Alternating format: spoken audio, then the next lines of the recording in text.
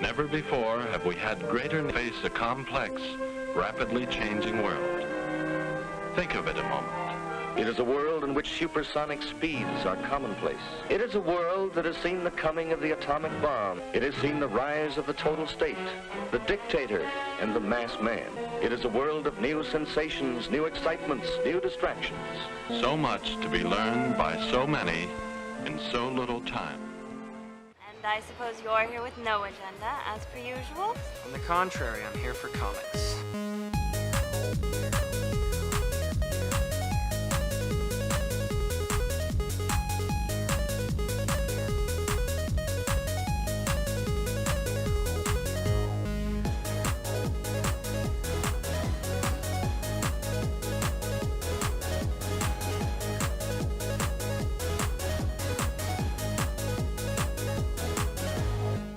What kind of man are you anyway? I'm talking comics and you bring up chicks and romance?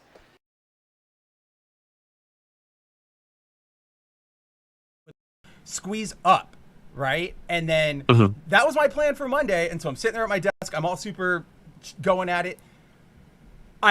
Monday was a complete, just like, it involves learning like actual coding to like make everything talk together.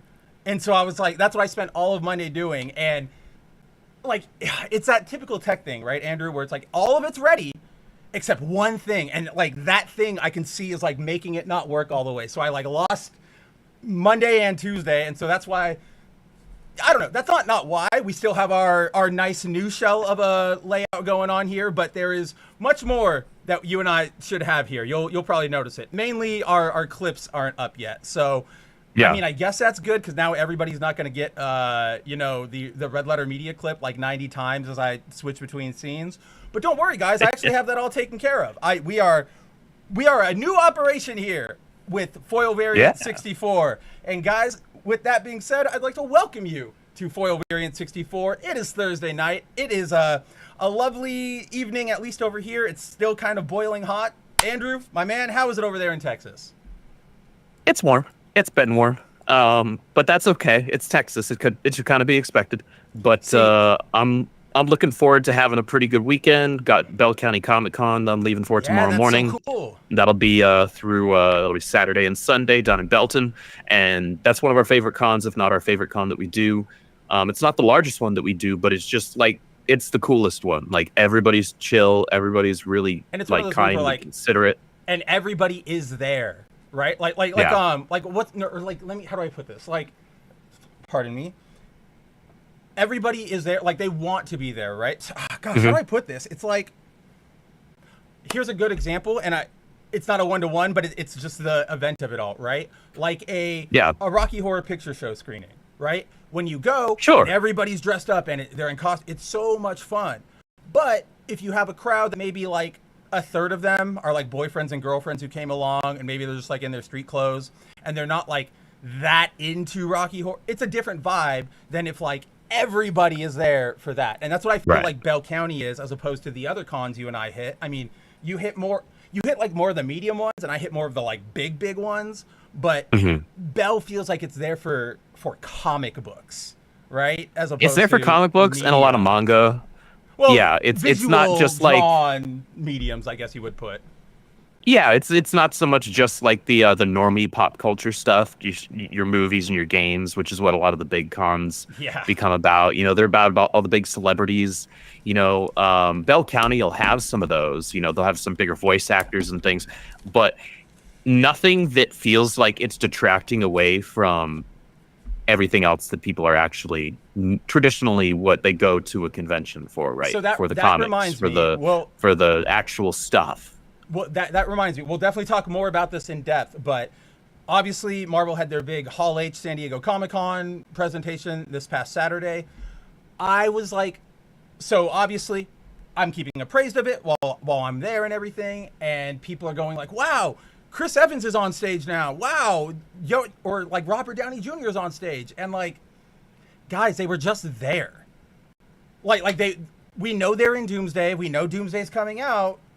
They were all there when they announced it last time. You didn't announce anything special. he announced one thing we'll talk. Well, two things. One that is kind of significant. One where I'm just going to be like, I'm telling you guys, Mav tinfoil hat. But again, it's just like, oh yeah, all the cast, like, I'm not going to wait in line, Andrew. And I didn't, don't worry. I'm just saying, like, hypothetically, I'm not going to sit and wait in line for 2 days just to see, like, the cast on stage. They're not even there for, they're just like, hi, I am in this movie. Goodbye. Right? Like, we know we had that long video of chairs. Everybody's in this freaking movie, okay? Everybody and their mothers is in this movie. And some of them might die if the leaks play out like we were discussing last week.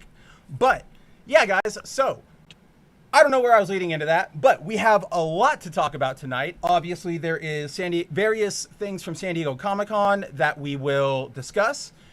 Unfortunately, there will be no DC-specific talk this week. Andrew, I think it was only really the annual, right? The Superman one? That was the only DC book that I had, at least. I know there were others that came out, but the only one that I had was the Superman annual. And that's only because I have Superman pulled. Of course. And it was actually pretty good. And it was this feels like this should have released the week before last week. Like, this should have come out before. It should have come out before, like, the latest issue of Superman in Action Comics, because you know how last week we went through this whole back and forth about, hey, you know, they've got this plot, we're following along, you know, Booster Gold and Mary Marvel and Martian Manhunter and Superboy, right? Young Superboy, yeah. Right, yeah, they're looking for him, and all of a sudden we find our Earth Prime Superman. It's like, oh, well, we haven't seen him since the end of KO, right? And that was literally his first appearance since then. And you know what this annual does? It tells us exactly what he's been doing. You know what? And how he got there. And I'm like, I'm gonna push back on you because I understand what you're saying. Like, dude, why are you telling it out of order? Like, that should have been the book we got, and then maybe in the annual, it's where everything comes to a head and we get Superman coming back. I get that. I was gonna say, literally before you brought up the out of order, I really, really like how we got our Superman back, in that, like, it wasn't a big thing. There was no advertising. There was no, like, there was no fanfare. That's for sure. Well, there's no fan. Well, to be fair, unfortunately, I don't know if anybody's even reading Action Comics right now. So remember, even I was like, wait a minute, this is in Action Comics, not Superman? Like, what are we doing here? But I like that more. That makes it feel like it was a natural death, a more genuine surprise that he came back, right? As opposed to, like, this summer, the return, like, the reign of the Superman, it's just like, okay, we knew he was coming back. Why'd you have to do that? So, like, I like that. And then with the cards dealt, like, I like that they saved that story for after so that we could just get that initial, like, oh, wait, what? It's Superman. Yeah. Holy crap. Because otherwise, we would have been like, okay, he's coming back soon. Like, soon, even though we knew he was coming back per se. So aside from that, I am kind of very, very upset because you messaged me earlier and you were like, have you read Superman Annual? It's something. And I was like, unfortunately, and this is where I was getting at for all of you out there, both my store and my Pakistani friend didn't get them. So I don't know where any of that DC stuff is. Andrew, right now, the only book from DC that my Pakistani friend has ready for me to peruse, DC Connect number 75. Do you know what DC Connect is? Yes, DC Connect is the Solicits magazine. Yeah, I don't know. It's the only DC book he's got ready for me this week, and I have genuinely no idea what's going on. It's so I don't even bizarre. think I got one of those. Maybe I got one of those. No, I didn't get one of those. I got my shop tossed the Marvel one in my I got in the last 20 years, I've gotten one of them, and it was a few weeks back when I was traveling, and I went to like another an out of town comic book store, and I found that Pete Momoko Black Cat cover that was sold out everywhere. Oh yeah. And I got it, and they don't that store didn't do bags and boards, and so I was like, can I get a copy of DC Connect? And I just shoved it in there as like a protection until I got home, and it worked well enough. But that's what I mean. I'm like, I have no idea what's going on over there. That said, at first I was like, oh no, like, it's something, says Andrew. Like, does that mean we finally hit our, like, down curve? Like, is this arc starting to fall? And then you hit me with that, right? Like, now you hit me with, like, it's something because it's crazy good. And now I'm like, dude, I want it. Like, this, like you and I keep gushing about, generational Superman run happening. And it's It's, again, guys, DC knows how to do it. They make me go, look at me. I'm going, oh my gosh, I wish this was a new issue. Oh my gosh, I wish I had this book, right? With Marvel, Andrew, I know you're there with me. It's more like, okay, it wasn't Marvel in today. Yeah. If my shop doesn't get something that's a Marvel release, unless it's Venom, I'm like, okay, whatever. I'm sure it'll arrive next week. Right. And then I'll read it then, or I'll put off, like I keep putting off. Like I've gotten caught up on my stack of Scarlet Witch, and then I fell behind again, so now I'm like 2 or 3 issues behind again, even though I had gotten caught up. Dude, what book is that? I was at with... And I'm behind on Uncanny. It's not long, but that Captain Marvel Dark Past miniseries, like, I didn't read it. My shop isn't even getting that anymore, I don't think. Crazy. Because it's not there anymore when I go there. Because I didn't pull it. It's still got an issue to go. That's crazy. See, I didn't pull it. I got the first 2 issues. Right. And mainly because issue Lucas. 1 had issue 1 had the frickin' Campbell cover, right? Oh, right. And it yes, had suit. Yeah. And it had Yang Feng. Yes, it did. Oh, and it had another good, I don't think it was Art Germ, but there's the foil one too. That like spot foils like her eyes and like the lightning bolt, and then like the background behind her. And I remember you didn't get it. I don't know if I saw that one. Yeah, no, I didn't. I got it. You didn't get it. It was one of those ones where I was like, I'll go look. I still haven't found it yet. But, yeah, like I had, like issue 4 came out the other week. And so I was like, okay, I'm going to finally catch up. So I read 2 of them back in like 1 and 2 back to back. And then 3 and 4. And I'm just like, I'll get back to it eventually. Again, it's not as long as like an Uncanny, but it's still that same sort of push, I guess, that or lack of pull to continue reading it, I guess is what we're getting at here. Anyway, yeah. That babbling mess aside, with us not having any real DC to talk about, honestly, guys, like Andrew said, we really would have just been talking about the Superman annual. Otherwise, most of the show tonight, when we finally get to comic book talk, we finally got, as you know, it's Andrew all Queen of Black. I've only been really excited about Venom, bro, and then brothers and sisters and everybody else out there. We have our Queen in Black. It is here, and let me at least here at the jump. Like I'll tell you guys, I'm already impressed. I'm having fun with it. I'm having a lot of fun with it so far, and I know we'll get into it at length. Bouncy ball. Free bouncy ball. My shop didn't have those. That sucks. Yeah. But that's pretty fun. I forgot these were coming out, and then the like shopkeeper. Okay, so man, I got totally punked by my shopkeeper. It sucks. There's a like a woman around my like age and a guy who normally works that shop on Wednesdays, and I went in today and the girl had a haircut and it's shorter. It's very like a noticeable haircut. So I looked at her and I was like, oh, new haircut. And before she could even say anything, the other guy who was very, very bald was like, oh, thanks. You noticed. I didn't know you were like looking at me that often. And I was just like, I don't even know how to counter this. Like I'm completely done. But then, yeah, I got up to the counter and he was just like bouncing like 3 or 4 of these. He's like, you want one? They're free. And I was like, absolutely. Yes. And then I told my friends, like, I'm going to be really sad in 45 minutes when I lose this thing.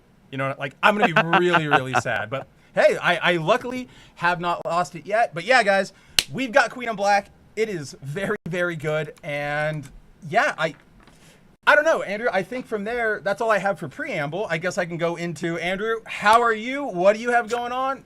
Update us, my friend. You know, I am as again, always you've been gone as long as I have, a week. It's not like a bunch of shit has gone down, but how are you? I'm doing pretty well, you know, keeping really, really busy with work. Again, got Bell County Comic Con this weekend. And then I guess the larger news is that yesterday, Arcstream False Start issue 2 went up for pre-order solicitation, so that is now available. I believe the cutoffs for pre-orders on the limited covers A, B, and C is sometime in October. And let's see. Oh my gosh, excuse me. And I'm excited. I'm really excited. Look at that. False start number 2. We're already going. Guys, I will, in short order, have a very nice preview pre-order graphic for us all to look at when we're on foil variant. Everything just got finalized today.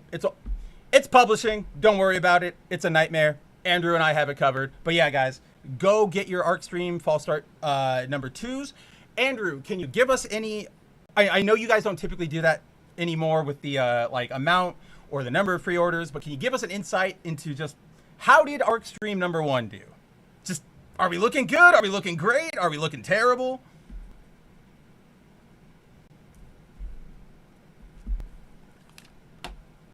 Yeah.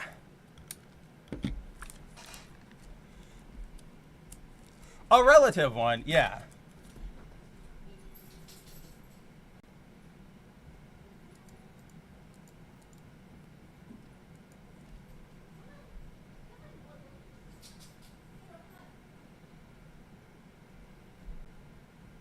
Also, like, how do I put this? When you go a new Batman written by the guy who defined Batman, like, anybody's gonna pick that shit up. Are you kidding me? I would pick, even if I didn't know Chuck or anything, I'd be like, well, all right, wow, okay.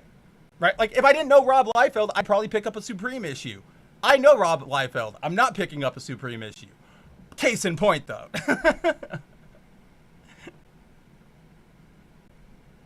You can pick up Youngblood. Dude, okay, man. I was walking, like, so, okay, guys. Well, first of all, go get your Arc Stream. We will remind you at the end of the episode, as always. Get this kicking off the ground. Obviously, you know, number 1 rocked it. We have both heard lots of feedback, both as just like a general audience member and as the creator himself. So, looking forward to it. There's some really good covers here. I'm a super big fan of that cover A with the, like, cheetah force is what I've been calling it in my head. I don't think... Yeah, it's kind of hard to see here, guys, but... Yeah, there we go. No, I got it. We got it. It's good enough. It's good enough for here. Whoa, whoa, whoa! Oh, this is much better. Much better. Ooh, beautiful. Actual, no trade dress, actual HD. Guys, you could rip this right from our stream right now and use it as your phone. That is how... like, direct we are getting this. But yeah, I love this cover. It's so... the coloring is so... What's the right word? Like, sharp and stark? Like, it's bright. It's vibrant. It's a kind of... You guys can probably notice it from all of the branding materials we have on foil variant, right? Like, I love that stuff. So, yeah, guys, run out and get that. No pun intended. Didn't even realize I was saying that. But, all right. I think... What do you say we at least move on to saying hello to the chat and then kicking the show on the road, or getting the show on the road, kicking off the show. I don't know why I said it like that. Wait, why is there no... I don't have audio for Andrew. 1 second. Let me see here. Bum, bum, bum, bum, bum, bum, bum. Like I said, guys, it's a whole new setup, so I've got to make sure everything is put back and everything. Okay, now we are good, I believe. Let's go to... What are we looking at? What are we looking at? What are we looking at? What are we trying to look at? What are we trying to look at? Well, we'll just go back here. Andrew. I was muted, that's why. Well, look who looks like a big asshole now. You know what? I probably deserved it. No, that's definitely on me.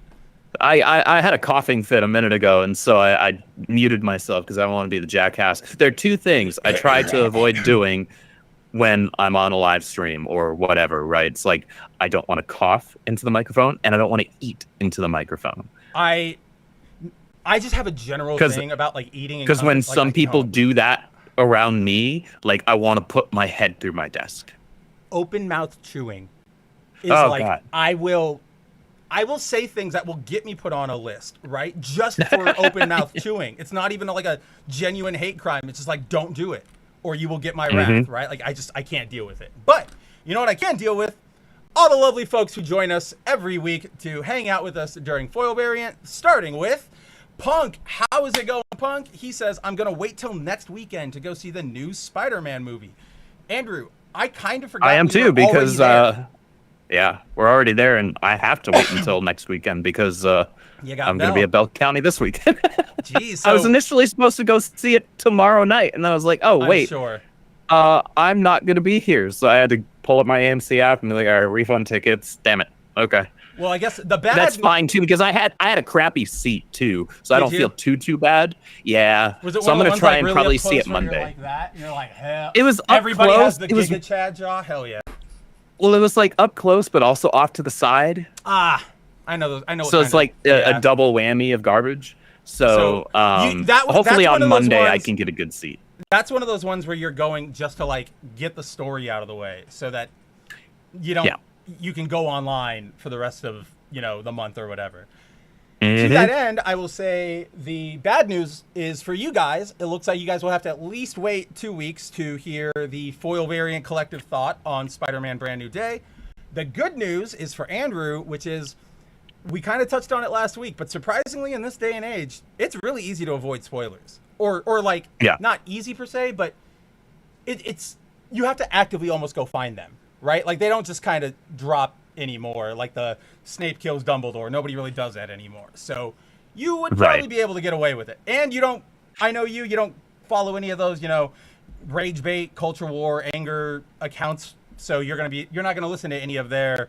Oh no, Zendaya had a web shooter for 5 seconds. I don't know if that's true, guys. I'm just saying some random bullshit that I know that they would get upset about.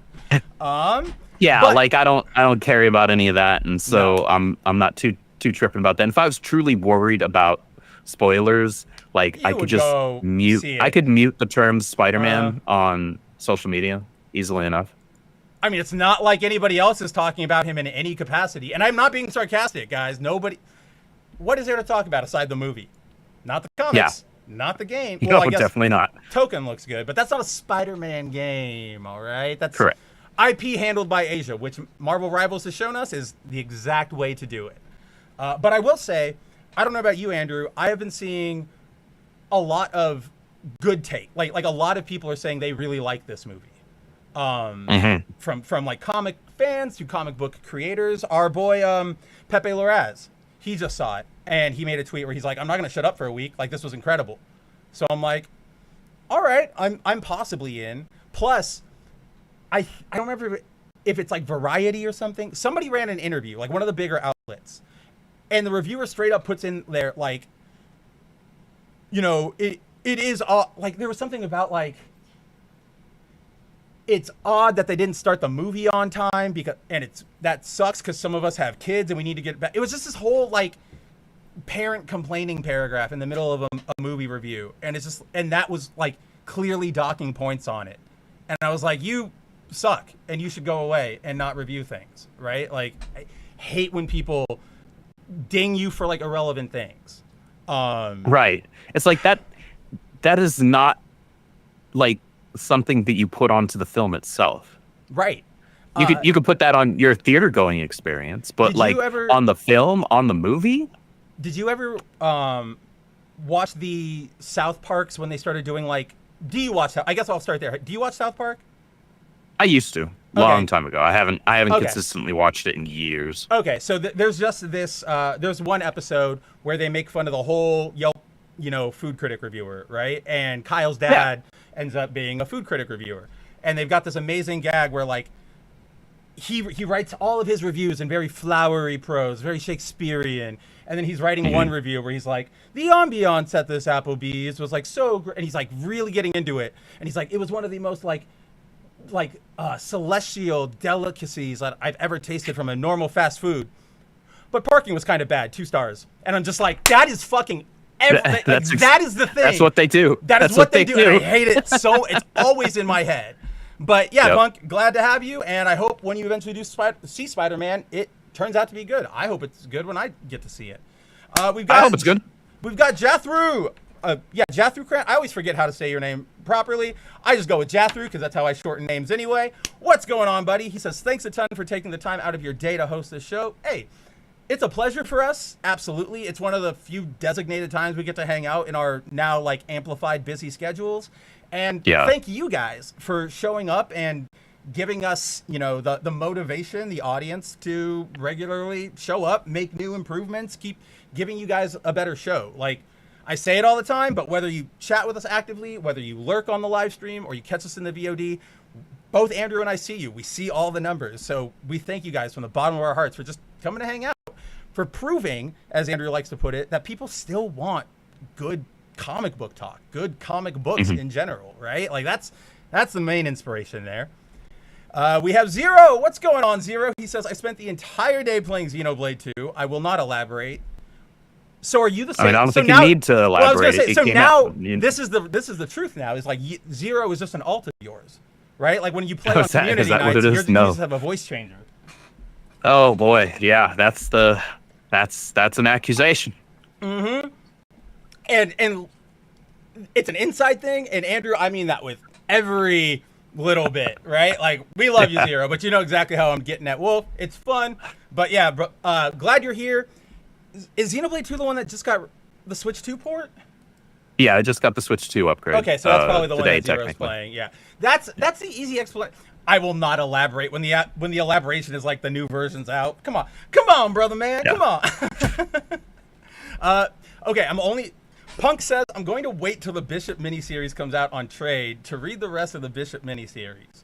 Now, I know we already said hi to Punk, but I wanted to highlight this comment in particular because the fact that like Andrew messages me a couple weeks back and he goes, Bishop's getting a solo?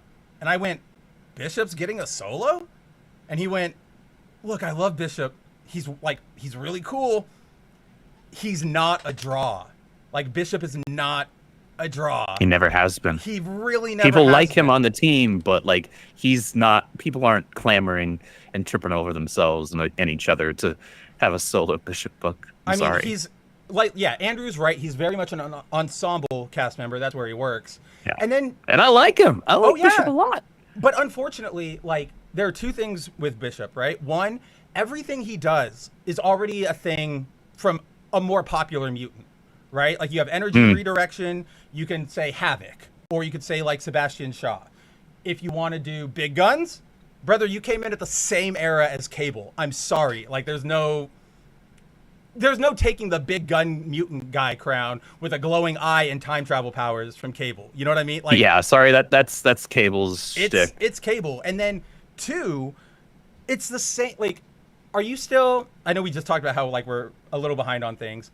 Are you behind, or are you caught up rather on the X-Men of Apocalypse, that Simone DeMeo series? Oh no, gosh, I only read the first issue or two. I think there's only 2 or 3 out. It's Okay. very much. It's DeMeo's version. Did it of take a large Capullo's break then? Revenge. Well, that's exactly what I'm getting at. Oh, There's just been okay. a massive ass amount of delays on that Big thing delay. because it is all Simone do it. Like that is him pure straight. I think Jeff Loeb's writing it, but all the art is DeMeo. And we know DeMeo's art is a little intricate and complicated. But so the basic plot of that book, which you might remember, and just for our viewers out there, is the X-Men from the Age of Apocalypse, like the actual Age of Apocalypse, that same event we all watched in the 80s, find a way to travel to our Earth because it's traveling back in time into another dimension for them so that they can come back and like fully stop the Age of Apocalypse, right? Which is like, okay, Andrew, how many times have we heard that plot before? Right? Like At least 16 trillion. 16 trillion, and that's not even including all the Days of Future Past, parodies, which are the exact same thing. So in the most recent issue, it ends with Forge sort of backstab, like Apocalypse Forge backstabbing our X-Men and being like, I'm sorry, I need you out of the, like, I need you disposed so that I can do this. I don't think he's revealed his plan yet, but he's like, I just need you out of the way. And at the end of the issue, the only one who's not like tagged is Bishop. And he's like, so are we going to, like, Forge is like, are we going to do this? And Bishop goes, no, because I'm from a future too. And if you can change futures, I want to do that too. And I'm like, Bishop is still trying to change the fucking future? It's been like 50 years, dude. Like, either do it or don't. I don't know. Or give him a new story. And you know what? Maybe this mini does. Maybe this mini does. But I'm going to have to hear a really strong rec from somebody out there. And I know I just say not you because I know you're not going to read it, so you could never rec it to me. I'm going to have to get a big, strong rec for me to want to pick that one up. Again, not that there's anything wrong with you wanting to pick it up, Punk, or anybody else out there. Just my taste, just how I feel about Bishop. Let's see. We've got Timon. What's going on? He says on the Spooderman movie, not watching any MCU movie until that universe implodes. We'll talk about that because I have something to add to that specific conversation. We have Mary through the Room of Requirement YouTube account. Guys, go follow that. That is Andrew and Mary and Dylan's Harry Potter YouTube channel. You've heard the spiel. You're going to hear it again at the end of the show from both of us. Watch, I promise you. I'm going to forget that we're just going to overlap like we always do. Follow her right there. But otherwise, for the time being, Mary says, you should know, Mav, in 5 weeks, Andrew will be streaming with me in his lap. That is right, guys. In case you forgot, Andrew is the week after Bell? Or I guess like 4 weeks from now when you're going to go get her? 4 weeks from now, yeah. Okay, yeah. So very soon we'll have another Mav week or two while Andrew goes to pick up Mary, bring his beautiful bride back to Tejas. And I can't wait, Mary. I genuinely can't wait. Maybe we'll get you on and we'll say, guest spot, tell us what you think about Smallville. Right? I don't know. Could be something there. Could be something Might be cool. Might. I don't have any of our things. Oh, I don't have the button. Who saw that? Who saw my finger like wind up? Because I was like, oh. You did. And then I was like, you went to press the button. There's no button to be pressed. Have it. All right. Well, let's see. All right. With that, that's all we've got for the chat. All right. Let's talk some news real quick. And we're going to start with some MCU news because this is where I particularly think there are interesting things to talk about. So, Andrew, did you catch any of the news that came out of San Diego this week? I caught the whole, there was the Hall H debacle. Yes. There were some cool new toys shown off. What else? Ooh, let me send Vamp for a second. There weren't any. Hold on, yeah, keep going. I just need to send a. There weren't any new. Yeah. There weren't any new big projects, movie or game wise, that were announced that I can think of that excite me. Though, didn't they show off new stuff for the Wolverine game? I feel like they did that. They did. But I also do you care? So, this is. I mean, it's a PlayStation exclusive, so no, I don't. So if it was coming to Steam, I would care because the gameplay looks. I mean, it looks like an Insomniac game, to be honest. So nothing groundbreaking. But that being said, I love Insomniac's gameplay from the Spider-Man games, and so I'd be like, okay, I would consider grabbing it on a sale on Steam. But Sony decided because they're horrendously not marketed PC ports of their first-party titles and exclusive titles didn't perform to expectations. They decided to just stop doing it altogether, and instead of just making those things exclusive to PlayStation. Okay, fine. I'm not going to buy a PlayStation. I already wasn't going to, and now I'm definitely not. I want to sort of. I'm going to send this out to everybody who watches, and I'm going to send this to you, and maybe I'll do this later. But has that ever worked as a marketing? So if you go oh, all our products are everywhere, and then your business starts failing because it's the quality goes bad, right? And then they go, oh shit, sales are falling, make it exclusive again, right? Anytime that's happened a lot in this shrink industry. Your install base to a fraction of what its potential is, and that'll boost your sales. Is you piss off people like me forever, because I just go I've never got it read a move like that and been I'm behind you guys, right? It's always been oh you are desperate for even just $20 that you'll get by forcing me onto that platform to buy this, right? You are desperate. So I did want to ask how you felt about that because, okay, gameplay aside, have you heard anything about its story? Only that in this universe, this game universe, the X-Men is not a team. They don't exist. So there's just a couple of characters that we're all familiar with as fans of the X-Men that are working together or they're tangential to each other. Jean Grey meets Wolverine for the first time in this game, and there's no X-Men. It seems kind of silly to me. That feels like you're attempting to reinvent a wheel that doesn't need to be reinvented. Yes. And doing something different for the sake of being different doesn't make you creative. No, it doesn't. It makes us. you could have done something with like, oh, the X, for example, I know that there's like a X strike team or something that is just like a gaggle of mutants that do missions together in the game. And I'm like, you could have just made that the X-Men and said that like they had to start life as like an underground guerrilla like strike force, right? Like a rebel. I'd be open to something like that. That'd be way cooler than saying we've gone 50 years and through the development of a Sentinel program and the X-Men are not a thing. Yeah, right? That's a hard sell. It's a very, very hard sell. So we'll see how that works out. All right, so speaking of SDCC, first on that note of the Wolverine Insomniac stuff, so they had a display out on one of the lawns in front of the convention center that was a Sentinel head like fallen into like rubble, right? Do you remember in the beginning of, is it X3 when they're in the danger room? Yeah, I know exactly what you're talking about. Yes, you do. Yes, you do. And it like hits. It was after the fastball special. Yep, it's basically that shot. But it's like a big life-size maquette of that, and it says, Insomniac's Wolverine.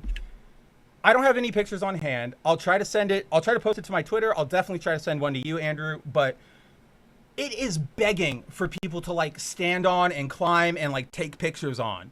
But it had yellow tape around it, so you could just like stand at a distance. And I'm like, something about that doesn't feel right. Something about that feels so lame. Like you're Insomniac and go buy another fucking head, all right? Like if it gets that messed up, like it's just so, it felt really, really, really weird. So that was one thing I wanted to note. Number two, which is, I just want to, just a general Comic-Con note, nothing in particular, but as somebody who's been going since he was 10 years old and then took about a decade gap until 2024, one of the reasons the reason I stopped going is because that year, so many decades ago, it was like go to Comic-Con or on that same weekend, be in my best friend's wedding. And she had me in her party. So I was like, of course I'm going to go do that. Kind of an easy choice. Right. My decision was easily motivated by the fact that like, kind of what we were saying about Comic-Cons in general is that it was starting to get so not comics, just media. Right? It's all about the celebrities now. Celebrities, and then just like whatever crap is going to be on NBC this fall, right? Like that. Yeah. That's the stuff that like really pissed me off. So I was like that, and then it was just disgusting being in the on the floor to get anywhere. It was just bodies and smushed and awful time. I will say this year, whatever they fucking did, it was pleasant to walk around, and like I never got jammed up in a crowd. I know. I could easily. Does that maybe say something about the attendance, or did they just have better crowd control? At this, I genuinely don't know. I'm gonna have to say crowd control, because this is another one of those things you and I always have to delineate, right? Which is that, well, if you went to go ask anybody in our viewership, anybody in our, the Rippaverse sphere or the former Bounding in a Comic sphere, like, do you want to go to a Comic-Con? Shit, I just forgot what I was saying about this. If you went up to them and you're like, do you want to go? They'd be like, I don't know, right? Like, I might pass. That stuff's all lame. You go up to John Smith and be like, hey, do you want, like, tickets are available to Comic-Con? He goes, wow, cool. I've never been. Like, it'll sell is kind of what I'm saying, right? Like, it'll always sell out. So I have to chalk it up to better crowd control. But it was super, like, most every booth that, how do I put this? Exclusives, like we were just talking about, right? If you showed up early enough, obviously, and they were in stock, like obviously it's just, the problem I'm about to address is like a stock thing. But like if you want an exclusive, you could very much just at any time in the day walk right up to the booth or maybe behind 4 people and easily grab whatever you want, given that stock is still there, right? So it's like, if you want something limited, maybe you don't show up at like 4, but if you're there when doors open, you're absolutely going to get it. And just for comparison, last year when I went to go get our Shantae books from the Udon booth, which is in the very end of the hall, they had a snaking line around their booth, up like a little like curl on the side, and then it went along the wall, right? This time, I literally was just like, where's the menu? And the guy was like, are you ready? And I was like, oh, I'm in line.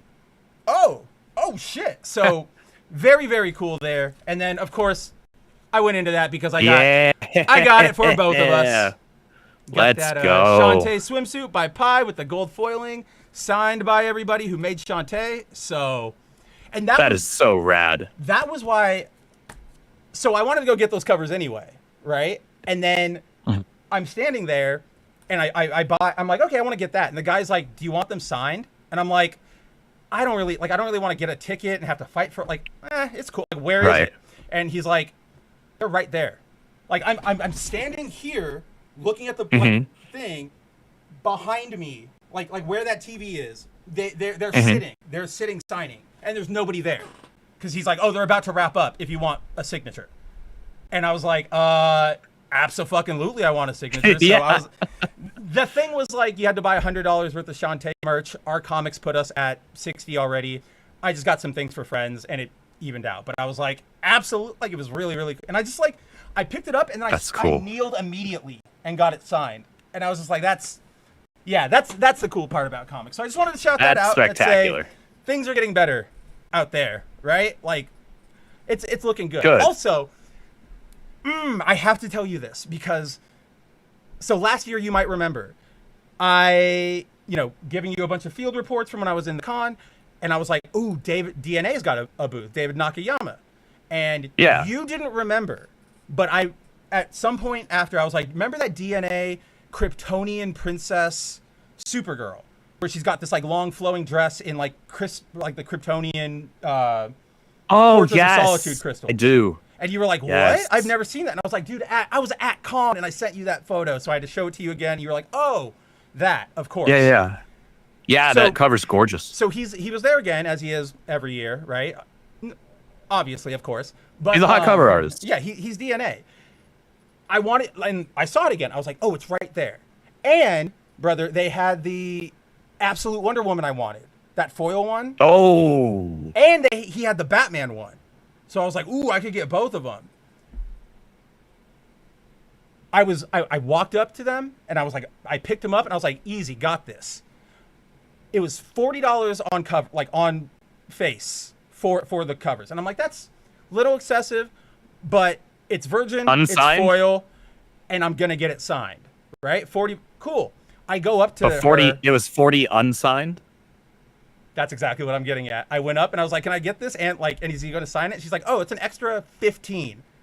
And I'm like, I'm not doing $55 for a single issue of a book with it. Like, it's cool. It is. That's until we're millionaires, like, that's I a just lot. Can't justify it. Yeah. Like, and I'll admit, every year, like, as with every year, I saw Tom King on the floor again, and I always just want to like throw things at him, but I'm a grown adult now, so I'll save it for the internet. That's what our imaginations are for. That guy frustrates me. But enough about my experience. I really just wanted to make sure Andrew knew that I had his comic book in hand. I appreciate that. I'm excited for that. I actually have a big order from Udon. Oh yeah. That I ordered a while back, coming at some point. I think it's supposed to ship sometime next month.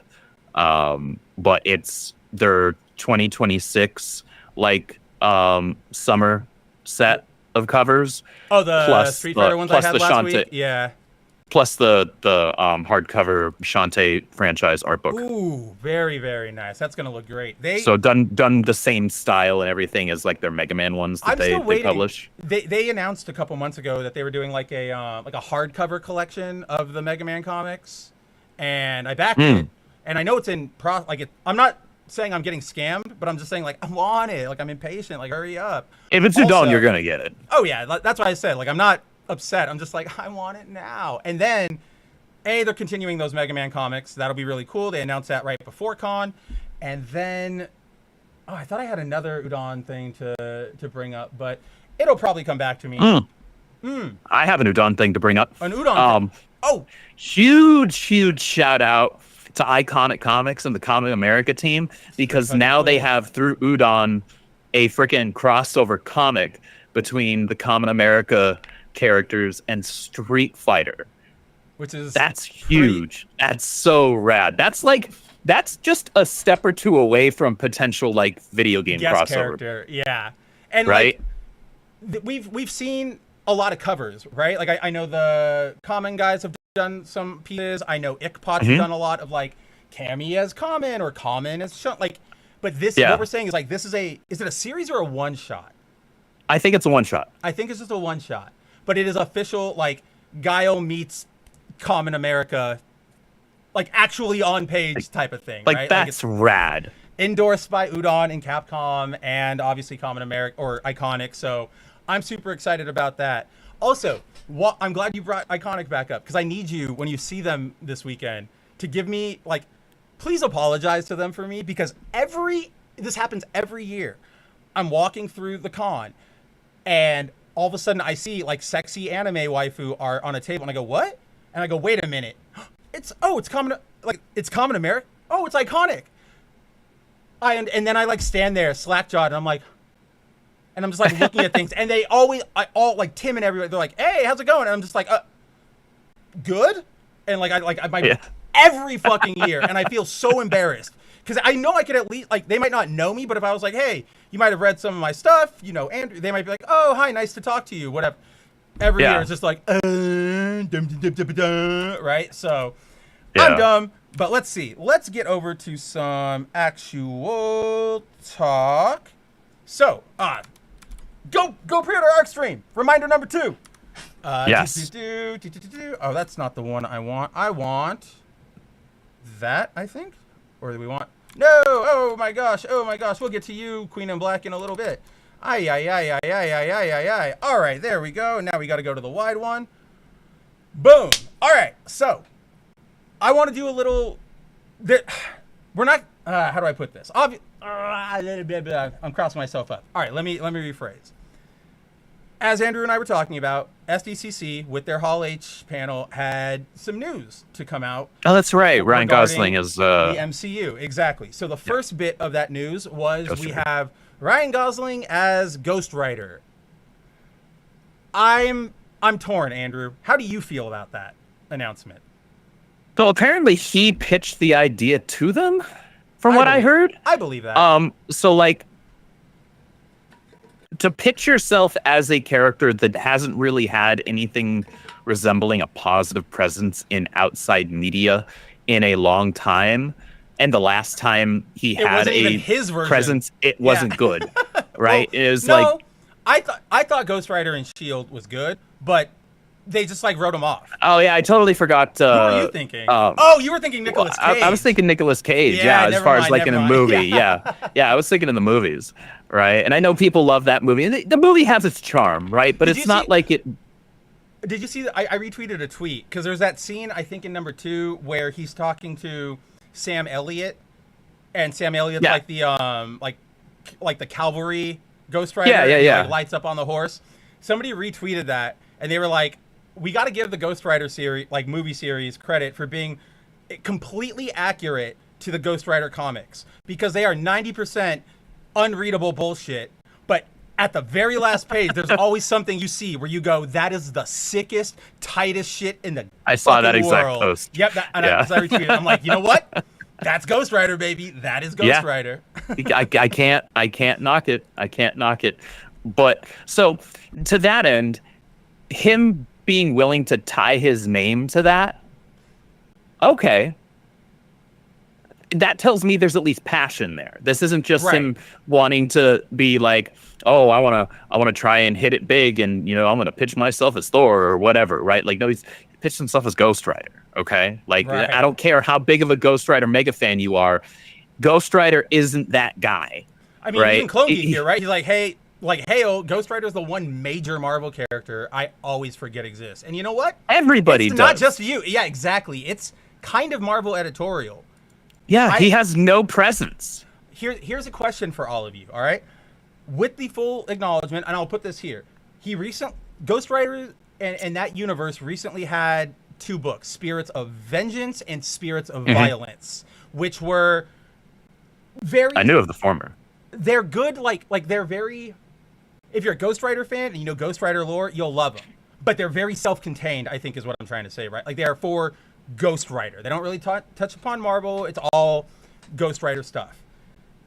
That being said, Andrew, chat, anybody, do you know, and I do, the last time Ghost Rider had a major presence, let's say, or anything in the greater Marvel U? No, Okay. I don't. So there's two. One, and this is one I forgot, is when Johnny Blaze became King of Hell. But again, they did that in a Ghost Rider book. I feel like I heard about that, but I didn't.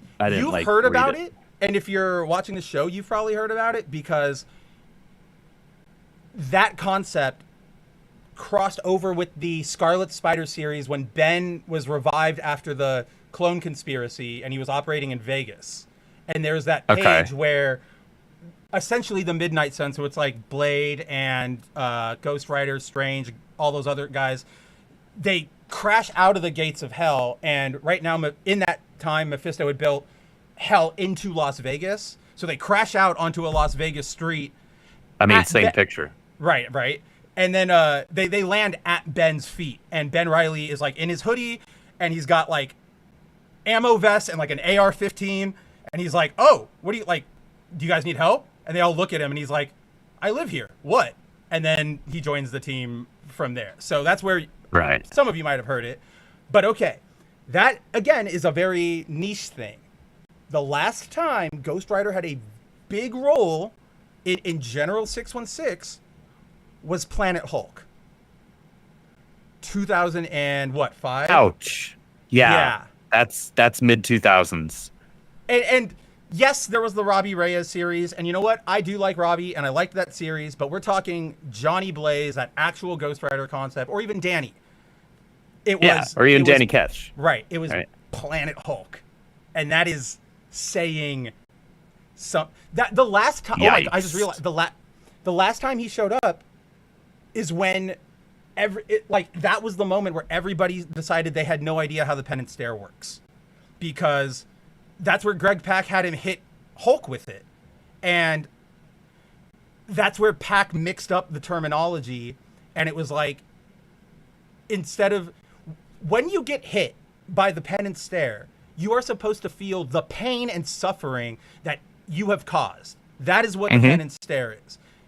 At that moment, Pak acts it, and he didn't do it on purpose, and you can see that the wording is so subtle, but he changes it to, if you get the Penance Stare, you feel the pain of the regret that you have, like, you regret the pain that you've not caused. Not the same thing. So, like, remember or you didn't see it, but that's essentially what happens to Kingpin in Echo, when he's like, I'm a bad guy, and she hits him with her mystical, like, Native American mumbo, like, special power, and he goes like, I feel so bad. Like that's not how it works, right? It is literally supposed to be, so when he hits somebody like a Mephisto or a Magneto, they're supposed to be feeling all that and go, I still don't give a shit. Like, I'm Doom, right? So, that being said, I guess back to the main topic. I really, really like Ryan Gosling as an actor. Ever since that movie, The Nice Guys, which is like one of my favorite movies of all time. Like, oh gosh, I'm a sucker for Ryan Reynolds, or Ryan Gosling, not Ryan Reynolds. Kind of over him. So this feels to me, Andrew, like it's going to be another Thunderbolt situation for me, where it's like, where it might actually be a good project, but nobody's going to care enough to go see it. And I'm not going to care about any excitement I get out of this isn't in the sense of like, ooh, we're doing an MCU connected thing. It's in the sense of like, I'm specifically seeing Ryan Gosling as Ghost Rider. Oh, he's going to show up again. I kind of hopefully really don't care. Good Ghost Rider project. Right. So let's hope it's good. I'll admit it does feel a little desperate for Marvel, because I feel like we've heard him talking about pitching this for years. Like, I want to be I feel like it hasn't just been in the last. It's got to be more than the last two. Or maybe not pitching it, but like in talks. Like, his name's always around it. So like, it's been out there. Okay. It just feels like a break the glass in case of emergency, right? Like, because remember too, the MCU's old strength was that it kind of took washed up or like B tier actors, right? Your Chris Evans, your RDJ, your Mark Ruffalo, and built them out into like super. Your fucking what's his name, Jeremy Renner, and now you're going straight for like Ryan Gosling. Like, to be fair, they even did Ryan Gosling right now is a bigger name than any of those guys were when they took those roles in the early MCU. Right, exactly. And the equivalent is almost like Michael Douglas and fucking Ant-Man, right? Like that's his. Yeah. That's where I'm going. So I don't know. Hopefully Marvel can pull it off. I'd be excited to see it. But yeah, that is something that is happening. The second piece of news that we got out of Hall H is that we are recasting finally Black Panther. He will be played by, damn it, I totally forgot his name off the top of my head. I'm gonna look it up. I forget the actor's name, but I thought isn't he playing T'Challa's son? He is playing T'Challa. Really? David Johnson. Oh, then I must have misread that. Jon-Sson. And Okay. oh no, you are right. Successor to his father, King T'Challa. Okay, I guess he is the younger one. Oh, interesting. Okay, I was gonna say I could have sworn he was playing his kid. Because they still don't have the stones to just recast T'Challa. Right. Okay. So this changes everything I was gonna say. Because now Andrew's still right. Now I'm even mad for like a different reason. Like you guys are such boners. But what I was going to say, and what I was talking about, like with who said that? Timon. How he's like, I want a wipe for the MCU, and I was like, I think I have something for you. If you remember last week, we talked about how all the leaks kind of indicate that they're going to end the MCU. They're not going to reset it. They're going to Secret Wars it, right? Like, which is where they all they did was bring Miles Morales into the 616. They're going to do that, but, recast some characters, change it up like that.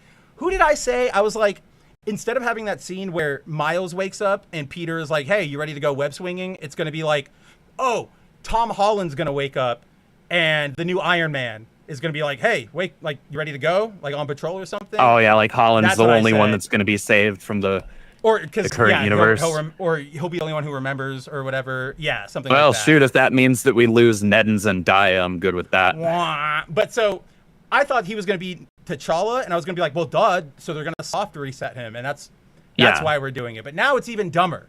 You are completely right. We're in an even dumber spot that I really don't have. This timeline is even more retarded than we thought. Well, speaking of retarded timelines and this is the point of why I wanted to bring up the MCU stuff. I wanted to lead into it here. Let me see if I can find the exact video, because is it this one?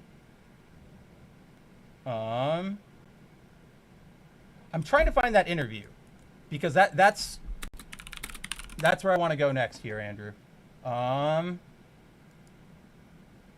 About the build up and stuff.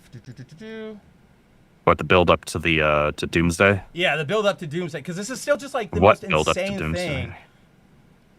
The Fortnite event where they broadcast Palpatine message. Don't you remember that one? Oh God. Still canon, guys. The Fortnite event is still canon to the Star Wars universe. Where is That's this painful. Interview? All right, come on. Kevin Feige, Thanos, Doomsday.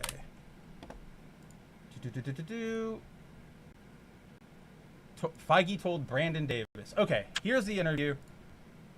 All right, so let's jump over to Firefox here. Oh my God. Oh, why did it take a second for you to jump over with me? That was weird. But that's not the Firefox suite. And then you blinked out again. Andrew.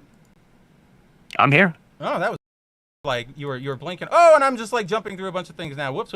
Okay, let me just change which thing we are looking at here. There we go. Go back to here. All right, boomer aside, we're unboomered now. So, okay, I'm not crazy, right? Like Andrew's gone again.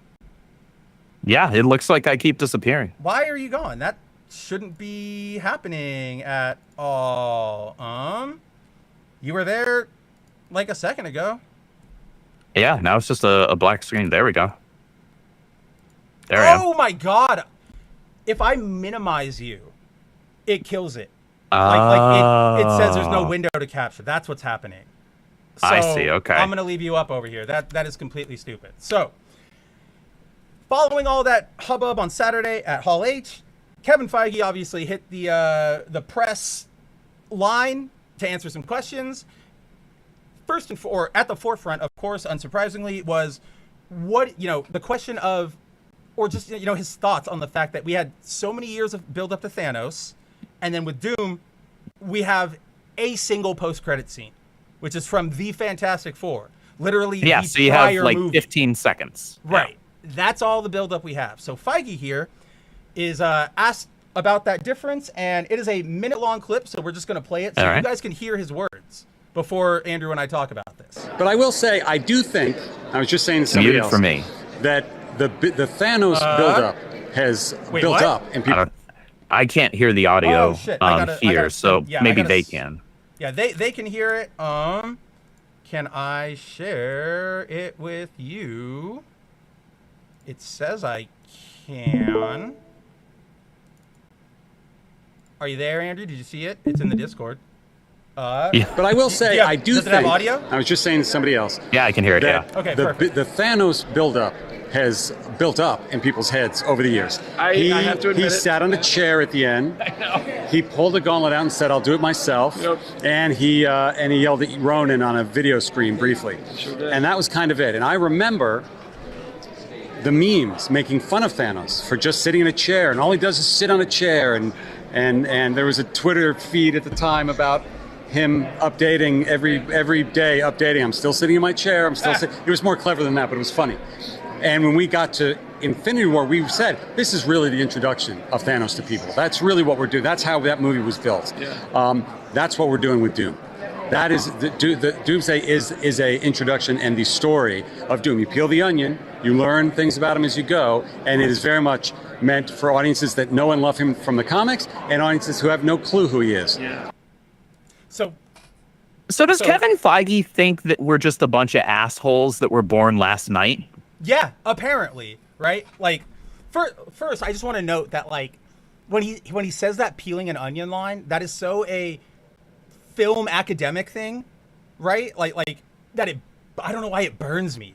It's just like, shut up, like that. You're not saying. It's because he's trying to sound like he's smart without saying anything of consequence. I think you're completely right there. But to your initial shock, Feige must think we're stupid, right? Like I saw this headline going around Twitter, and I was like, there's no way. Somebody's taking it out of context. He's laughing about, like, what is... No. Kevin fucking Feige is saying that Dr. He said that Doom with a straight face. had the same amount of buildup as Thanos, right? That is, as the kids say, insane. Like, what really gets to me is that it's very clearly him, like, I think he has to know, right? That, like, all the old MCU stuff was, like, good, and it, like, we praise him for making that work, and then this isn't, right? So for him to be like, oh, no, it's all the same, as some sort of weird PR dodge, is just, like, how disconnected are you? Like, who was that for? I guess is what I'm going for. Like, is that for the investors? Is that for the execs? Yeah, that was probably for the investors and execs, honestly. Like, I can't wrap my head around it, especially, like... Because it certainly wasn't for the fans who grew up with that decade of the first three phases of the MCU. I know better. I saw all those movies in theaters. I own most of them on Blu-ray. Guys, like, Feige's not even right. Like, there's nothing right in anything he says, right? Like, even if we wanted to give him the benefit of the doubt and say, you know, that stupid, he's like, there was a chair and then he was on a screen, right? Okay, technically, if you want to be a little, like an asshole about it, yes, that is what we saw of Thanos before he got there. However, Andrew, we had the Guardians of the Galaxy duology, which centered on his two fucking daughters. We had Avengers, where Loki, we learned, was literally operating on behest of Thanos. Like, what are we... Not only that, but Captain America, the first Avenger... Oh, yeah! ...deals with one of the Infinity Stones. That's true, too, right? And then... We were setting it up from the beginning. And if you want to really get into it, even though I still don't know nowadays, like, if it made the movie or how much of it did or what cut, but Age of Ultron, Thor's vision, remember? It's all of the Avengers lying at Thanos' feet. Like, that is not nothing. So it's the equivalent of, it's more like that shot of Doom blocking Thor with his, like, finger. It's almost equivalent to that. Like, that's the, like, holy shit, how strong this guy is.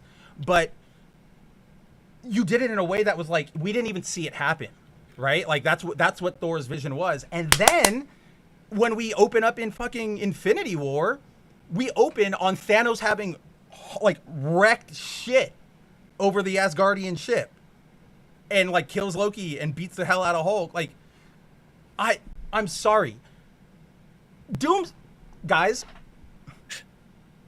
the Doom thing isn't even him, okay? Like, when I say it's the character, yes, but it's clearly like a stunt double from behind. It is not in here. I'm gonna pull it up for you guys just to show you guys what the build up for Doom is.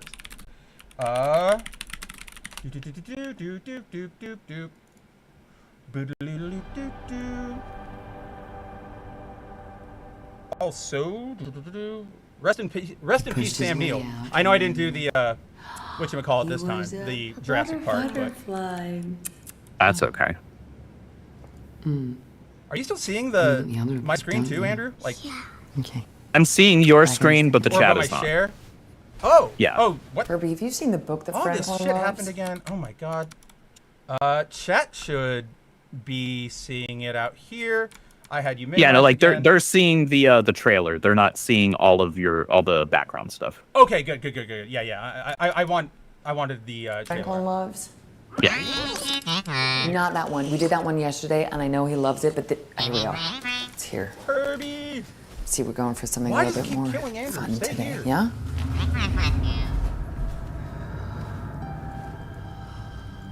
Also, I'll admit, Vanessa Kirby as Sue grew on me. I wasn't really a fan of it at first, but I'm like, all right, I'm behind it. Okay. Oh, you didn't see this one, huh? No, I haven't seen this movie Yeah, yet. that's right.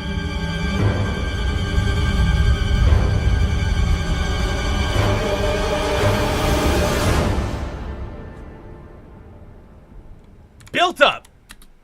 That is the full entirety of Doom's build up before this. Does it kill you so much? Oh my god, stay there.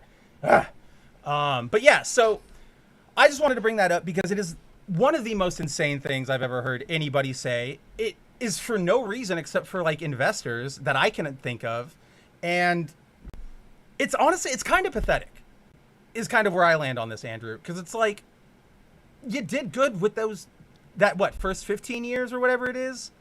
You did great. Take your victory lap. It is a marvel that you had everything work out the way it did with so minimal of a disruption or so minimal casting changes. It's a victory. You don't need to desecrate that and like undercut it just because you got lazy for the last 8 years. You know what I mean? Like, it's just, it's bad. It's weird.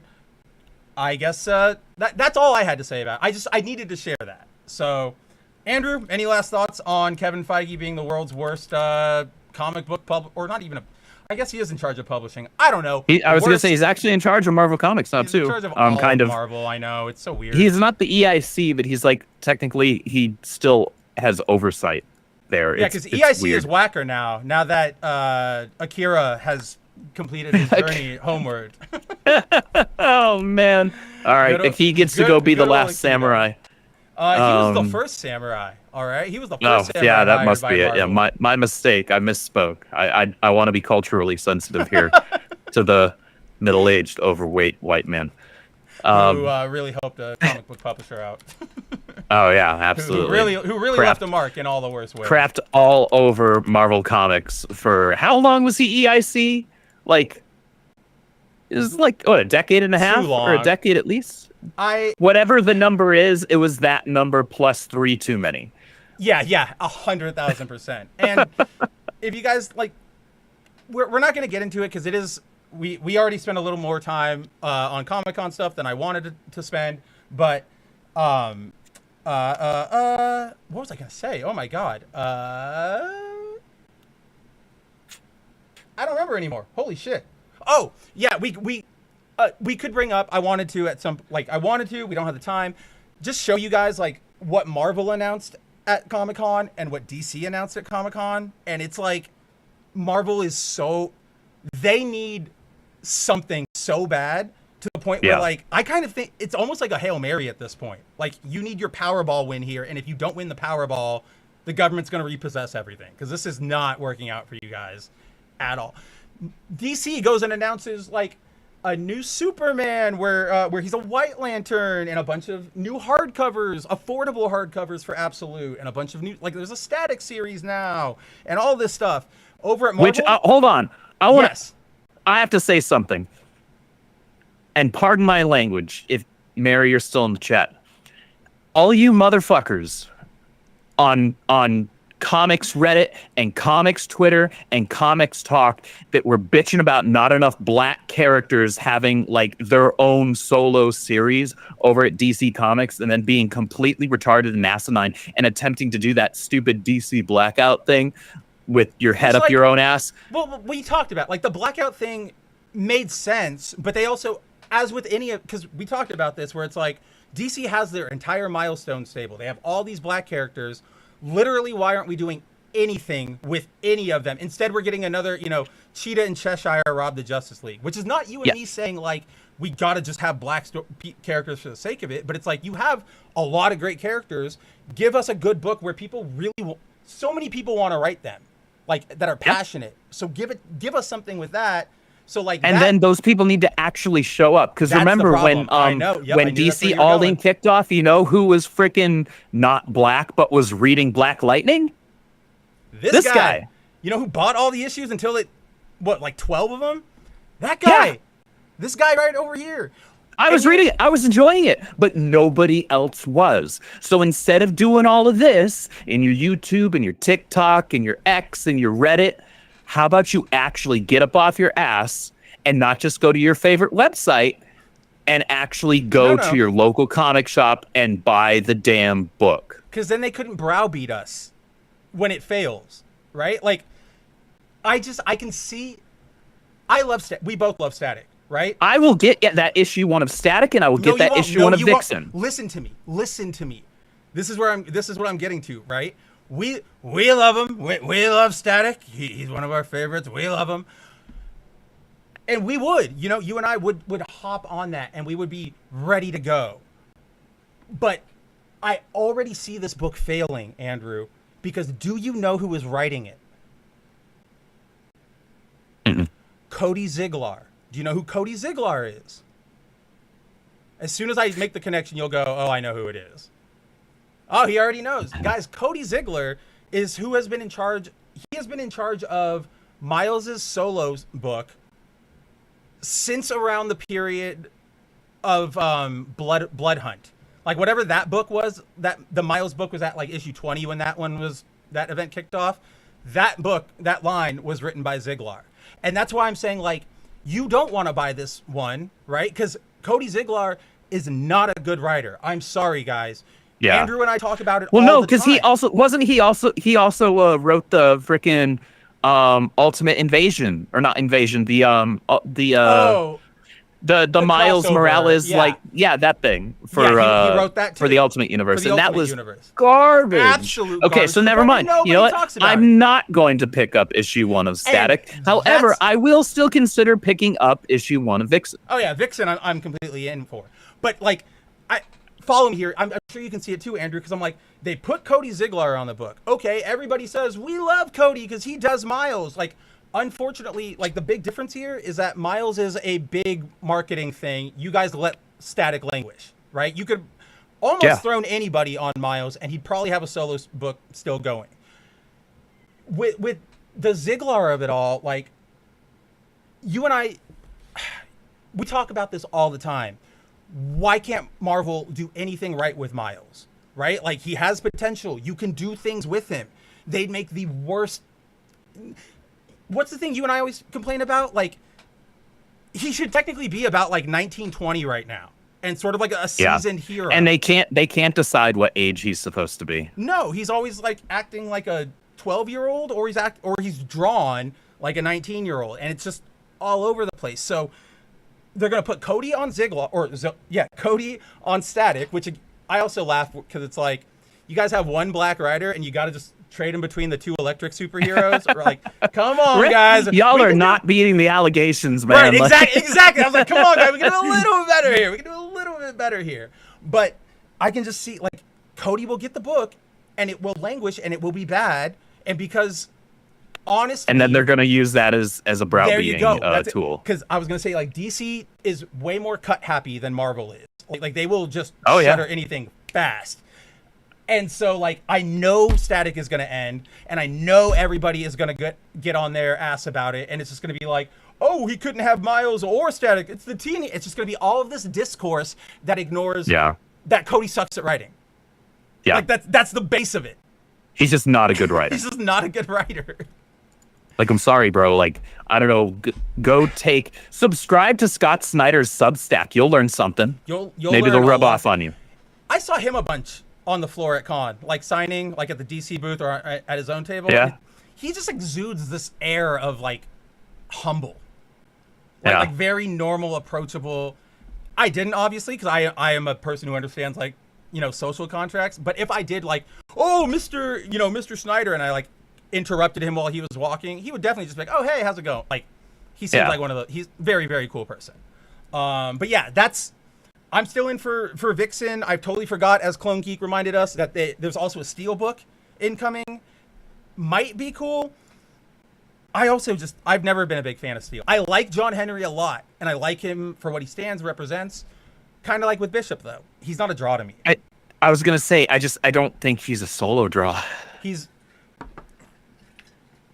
you know, his niece, Natasha, is more of a solo draw.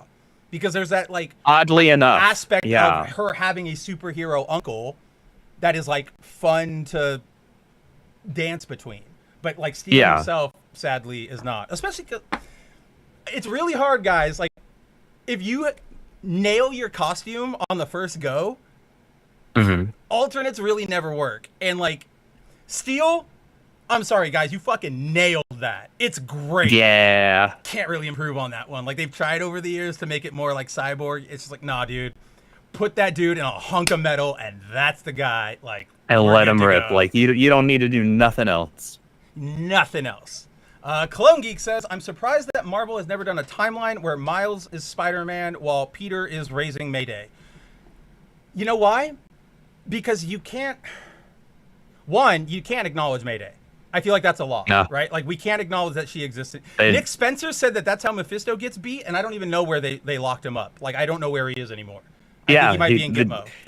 They threw away the key. Yeah, Tom King probably called his contacts at the CIA. God, yeah, absolutely, right? So, like, the fact that we brought up Mayday means we're getting, like, waterboarded as soon as this episode is over. But,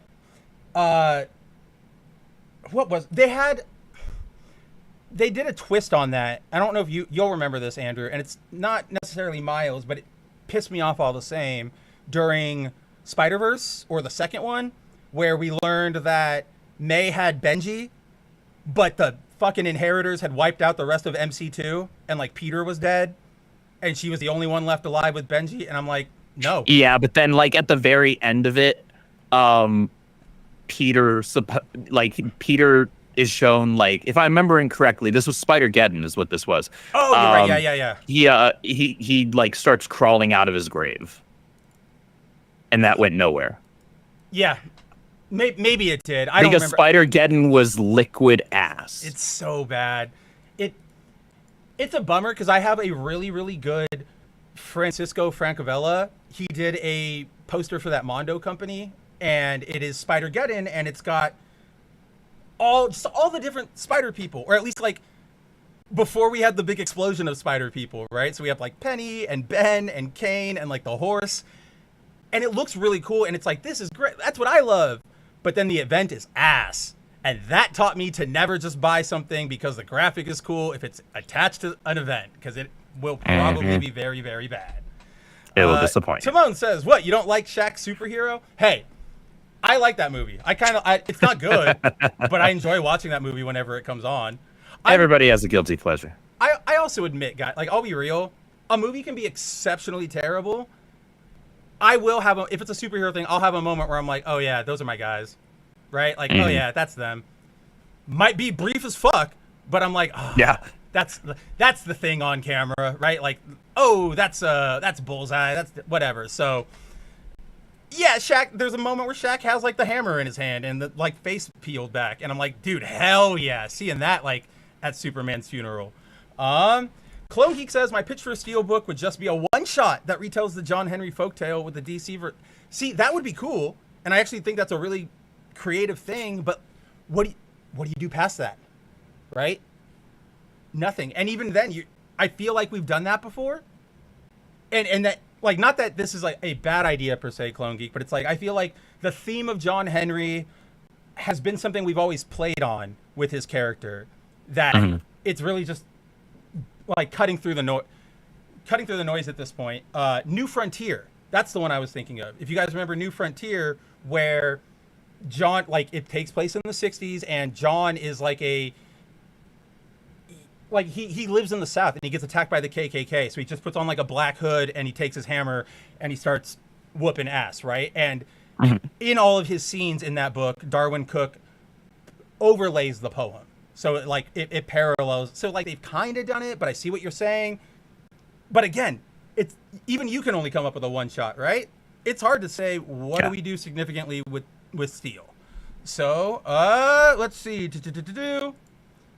Oh, and then MC2's Peter got resurrected. I think that's what you were talking about too, with him coming out. Yeah, that's what I was alluding to. Yeah, and they just need to bring back MC2. Yep, I agree. I loved MC2, but again, I was also born and like right in the moment for MC2. So well, I mean, I've said this a million times, right? And I'll probably say it a million more. Yeah? There are two successors that are acceptable to Peter Parker Spider-Man. Mayday Parker and Annie Mae Parker. 4. And I'm not talking about Benny Kane. Oh, and then in the Ultimate Universe, there you we have go. Richard, and no, there we go. That is correct. That is correct. Good on you, Hickman. But even then, they're still like his kids specifically. Right. His yeah. So whatever they're universe we're dealing with, right. whether it's Renew Your Vows, whether it's MC2, whether it's 6160, that's my only caveat. I've liked all of them so far. There was one instance where I like Miles as like genuinely like Miles as a successor. Like as he stands now, I'm just like, okay, he's there, sure. Like narratively, if you put it all streamlined, like okay, it works, it makes sense. I don't care about the character.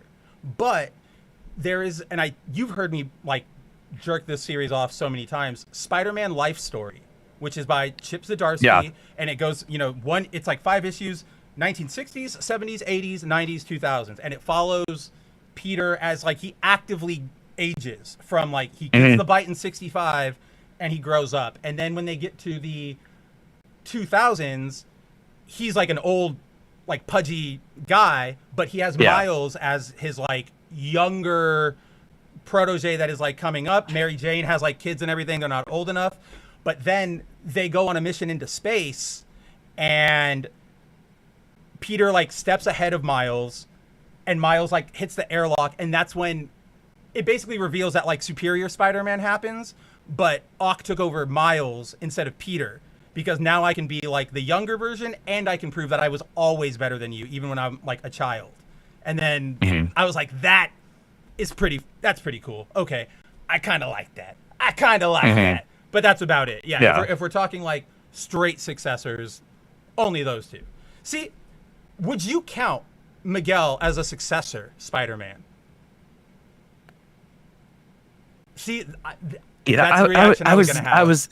I was never a 2099 guy. I know there are a lot of people that freaking love Miguel O'Hara. I was just always like, I don't know. I asked that. He's got a cool design. Not on preference, but I mean like, so, Ben, Kane, clones, Miles, alternate universe version of him, if you want to be like that. The girls and Richard, like they're his kids. Miguel is one of those instances where like, he just got his powers. And then he saw like an image of Spider-Man and was like, I guess I'll take that moniker up. I guess that's what I am. You know what I mean? So like, do we count them as successors? What do we count those as? I mean, because by that point, Spider-Man hadn't been around in a long time. Everybody was gone. Yeah. Yeah. So I don't know. That's like I the guess new it's version? a successor on a technicality. I know, yeah. But it's hard to really consider somebody a successor when that person isn't even there to pass it along, right? Yeah, that's a really good way to put it. Yeah, there's nobody there to be like, it's yours now, right? Like, I'm just gonna take this.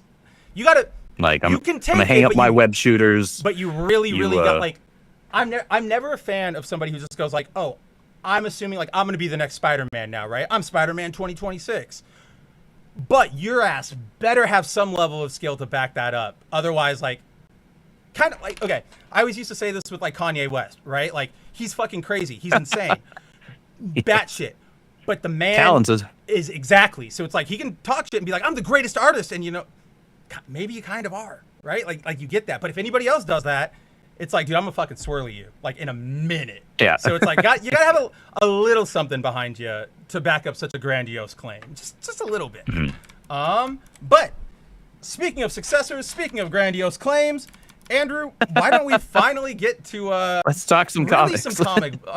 some comic books on our comic book show. All right, jump over here and we will go to not you. Someday I'll get these all sorted out orders. But all right, guys, it is time to finally dive in to Queen in Black #1. After months of following the all-new Venom, of following Knull's dance with the light, of Hela's Thanos level build-up to being the Queen. You know what I'm like? Yeah. Now that I'm thinking about it, we saw her a handful of times, every time in a throne, and now she's here. Which I forgot I wanted to mention this. When Feige was like, I saw nobody took it seriously. Everybody was making memes about the chair. Like, nobody was like, nobody's taking this seriously. You know, like he doesn't understand kids. Like, they took an image out of context and like, that's because that's what makes it funny. And that's why that account existed. Because it's just like, wow, that's a goofy looking shot of this big dude in a chair. Nobody was going like, Thanos is gay, Thanos is lame. It was just like, haha, funny movie shot, right? Just like with the Punisher. People are just looking for what they deem to be memeable. It could be a scene that actually is cool in context, or it could be something that just looks goofy on its face, right? It's equal opportunity. Cider explained it to me, like humor, like generational things really well one time, where it's like, back in the day, pre-internet, you might say something like, boy, I'm glad I'm not a dinosaur because the squeaky wheel gets the grease or something, right? Or like, don't you mean a dinosaur? Yeah, something like that, right? It's just this weird idiom that means like, yeah, whatever, squeaky wheel, yada yada.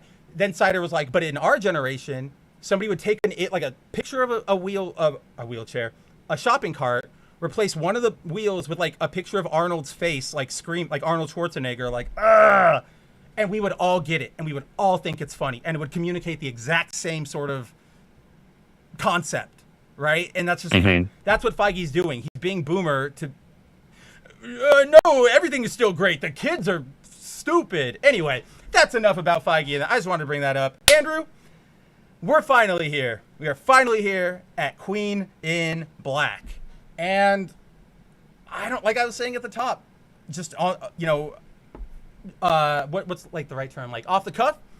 I loved this issue. I'm really excited about what we're getting here in Queen in Black. Page 1 opens on a banger shot of Knull 2 by Iban. Which, by the way, I don't know if this is just like Iban's, smart and everybody else is dumb. Did you they finally are doing blue again on the fucking Enigma Force, which is what you and I were complaining about, because it's like, we would have remembered it was Captain Universe if you'd have just any level of blue.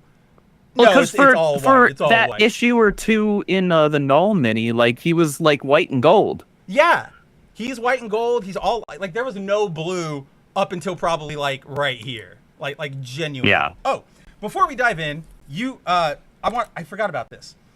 Before we dive in, Andrew, you got 4 different covers for this, didn't you? I did. I want you to show off the blind bag. I'll grab them because that's crazy. I'll grab them. They're right here. So I only got one this round, guys. I only got the J. Scott Campbell one. There was a Peach Momoko one, but It is. She also did a variant cover for the Queen in Black Hela #1 shot this week, and it's like the exact same image. So I was like ketchup, catsup, ketchup, catsup. Okay, so I have the standard cover, which is the what's it called? The Ryan Stegman, which is the one that you had up on the screen already. Yep. Yeah. The one that I got. So my comic shop just gave me a blind bag. That's crazy. Because I had the entire event pulled, and I'm a regular there, right? So I guess they were like, here, have one. And so no, see that is good comic like that. That's good business. You take care of the people you know and you see, and you know what that makes Andrew do? He comes and he tells us, and that makes me go, maybe if I frequent my comic shop more, they'll hook me up with something like that too. Who knows? It's good. This is good comics. This is good comicking. It is. So I pulled the art germ. Man, it's so good. Is it foil? It is not. Ah, too bad. It is not. I really like that one though. Yeah, I do too. It looks pretty cool. You know me, I love me an art germ cover even enough to really good. Buy issues of Supergirl, which I hadn't been reading anymore at that time. I saw that you already showed off the Campbell cover, but I did get that one as well. You better have. Of course, I got the Campbell. The color work on this one is stunning. There's something about his, and I don't know if it'll come across on either of our screens, but like the red play on this cover is so like deep and true. It's really beautiful. Yeah, it's good. The red keeps like grabbing at me when I look at that cover. Yeah, and then, of course, Iban! Oh, it's so cool. And we still haven't even seen that like white kitted out Knull yet. Yeah, it just looks so freaking cool. It looks great. Iban is insane. Iban is insane, and we're glad he is here on our return to a intergalactic symbiote conflict, if you will, right? We had him last on the Iban War, Venom War. Where did he go after that? He drew that cosmic event. He was doing Imperial. I still haven't read. That's right. He was doing the Imperial stuff that Marvel said, no, we hate all of you. We're going to end it right now. And then put him right back here. So, if you quick catch up for everybody who might not remember where we are or hasn't been keeping appraised of the entire Knull, Queen in Black, MJ goings on. Right now, Hela is the Queen of the Dead, is currently the Queen of the Symbiotes. She is the Queen in Black. She has taken over that role from Knull. Knull, having been defeated by Eddie Brock, without the darkness, without his symbiote children to call to, was left like a shriveling, kind of like Voldemort in that scene in, is it Deathly Hallows? Like the movie where he's like they're in the train station in like Harry's memories or something, and it's Tom Riddle, I think. I don't think it's Voldemort, but it's like, like the fetus or whatever. Like, kind of left Knull like that until Knull realized that he's not necessarily the god of the dark. He's the god of the void, which is absence, right? Oh, 1 second. My headphones died. I'm just going to switch over here. Which should... Whoa, dropping everything. Bum, bum, bum, bum. Bum, bum, bum, bum. Okay. You there? Okay, cool. I can still hear you. So we're all good. That transfer happened way smoother than I genuinely anticipated. But all right. So with his realization that he is the god of the void, not the god of dark, which just means he is the god of absence, he escaped, imprisonment by Hela. He went to acquire the Enigma Force, which is the complete opposite of the symbiote, the god in black, the king in black power. And again, because if you turn on a light bright enough, you wash out everything. You still have a void that is left there. Yep. And that is where they're still, in terms of what is visible, nothingness. And I meant to bring this up earlier when we first just mentioned the event. But I realized that my favorite Marvel villain is probably Knull. And because he's me. And here's why. His entire shtick is he just wanted to be left the hell alone and sleep. He didn't want to deal with nobody. He's an introvert. He didn't want to deal with anyone, and he became violent and rageful and vengeful because those damn Celestials turned on the stupid bright lights. They did turn on the and lights. Cranked up the noise, and all my mans was trying to do was sleep. And I mean, that's what kicked off King in Black too, right? Where it's like he was asleep, and then Eddie accidentally like knocked on his symbiote door, and he's like, "I swear to God, like I just fell asleep. Let's go." Yeah. Like I'm pissed. Obviously put there under submission by the symbiotes, but my version's funnier. All right, we're going with crotchety Knull. It's really funny. So you brought that up, and you're like, he's me, and I was like, all right, where's he going with this? And you hit that introvert, and I'm like, you know what? I get that. As you say that, in my head, I'm going like, well, my favorite villain is the Maker, right? And if we all remember what the Maker's entire motivation was, as twisted as it is like he was born in the Ultimate Universe, and he's like, this place sucks. There has to be a world that's like, we can have a good world. It doesn't have to be this shitty. Which, if you guys have talked to me at all in the last like 2 years, and then he makes everything worse, unfortunately. And then he makes everything worse, exactly. Which is, hello, welcome to the new setup that isn't working properly.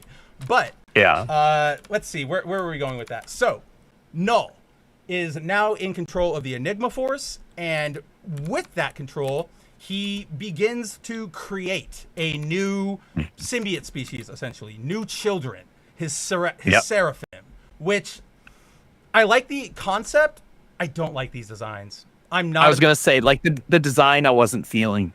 I had to stare at it for a minute because I wasn't quite sure what it was supposed to be. And then, like, I had to, like, look at it from a bunch of different angles and then pull it back. It was like, oh, it's kind of like Blue Eyes alternative white dragon. I was going to bring up, like, it's a Yu-Gi-Oh dragon. Yup, that's exactly. Yeah.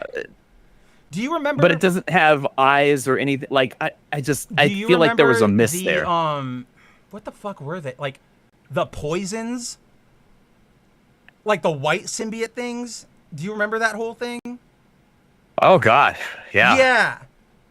Well, yes, nobody should remember that. Andrew, there's a very specific reason I remember them, and that is because before TVA, that was the last place we had Jimmy watch, was when he was fighting alongside everybody doing that.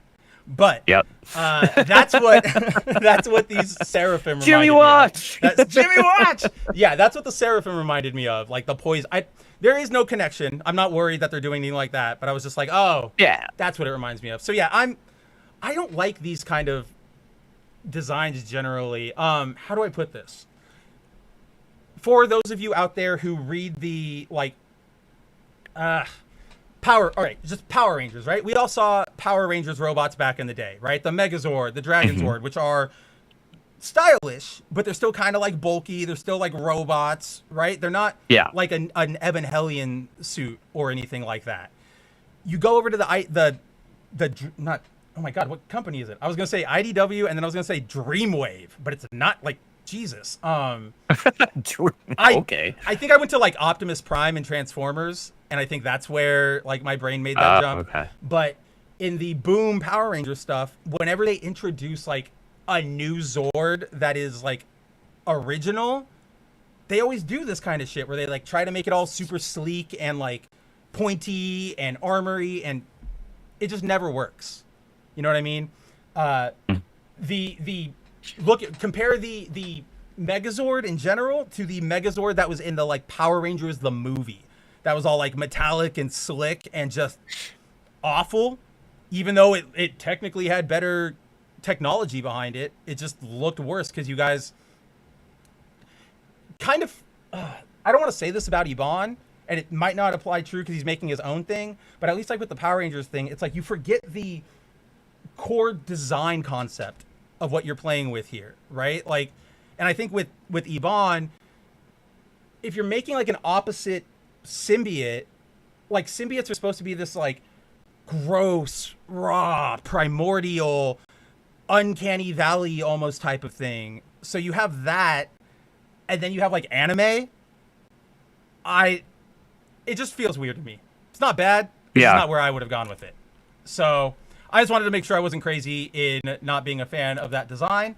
But from there, we get Hela launch. She's ready to launch her invasion, and that is where we go pick up with, I guess you could call it the Avengers Assembled, because the reason I say that is I wanted to give it a goofy name, but then I realized, like, you don't get much goofier than just, like, whatever Avengers are around. And that's kind of what this lineup feels like. Because they're like, Avengers assemble, and you'll see. It's like, you? And you? And you? Really? Like, you're responding?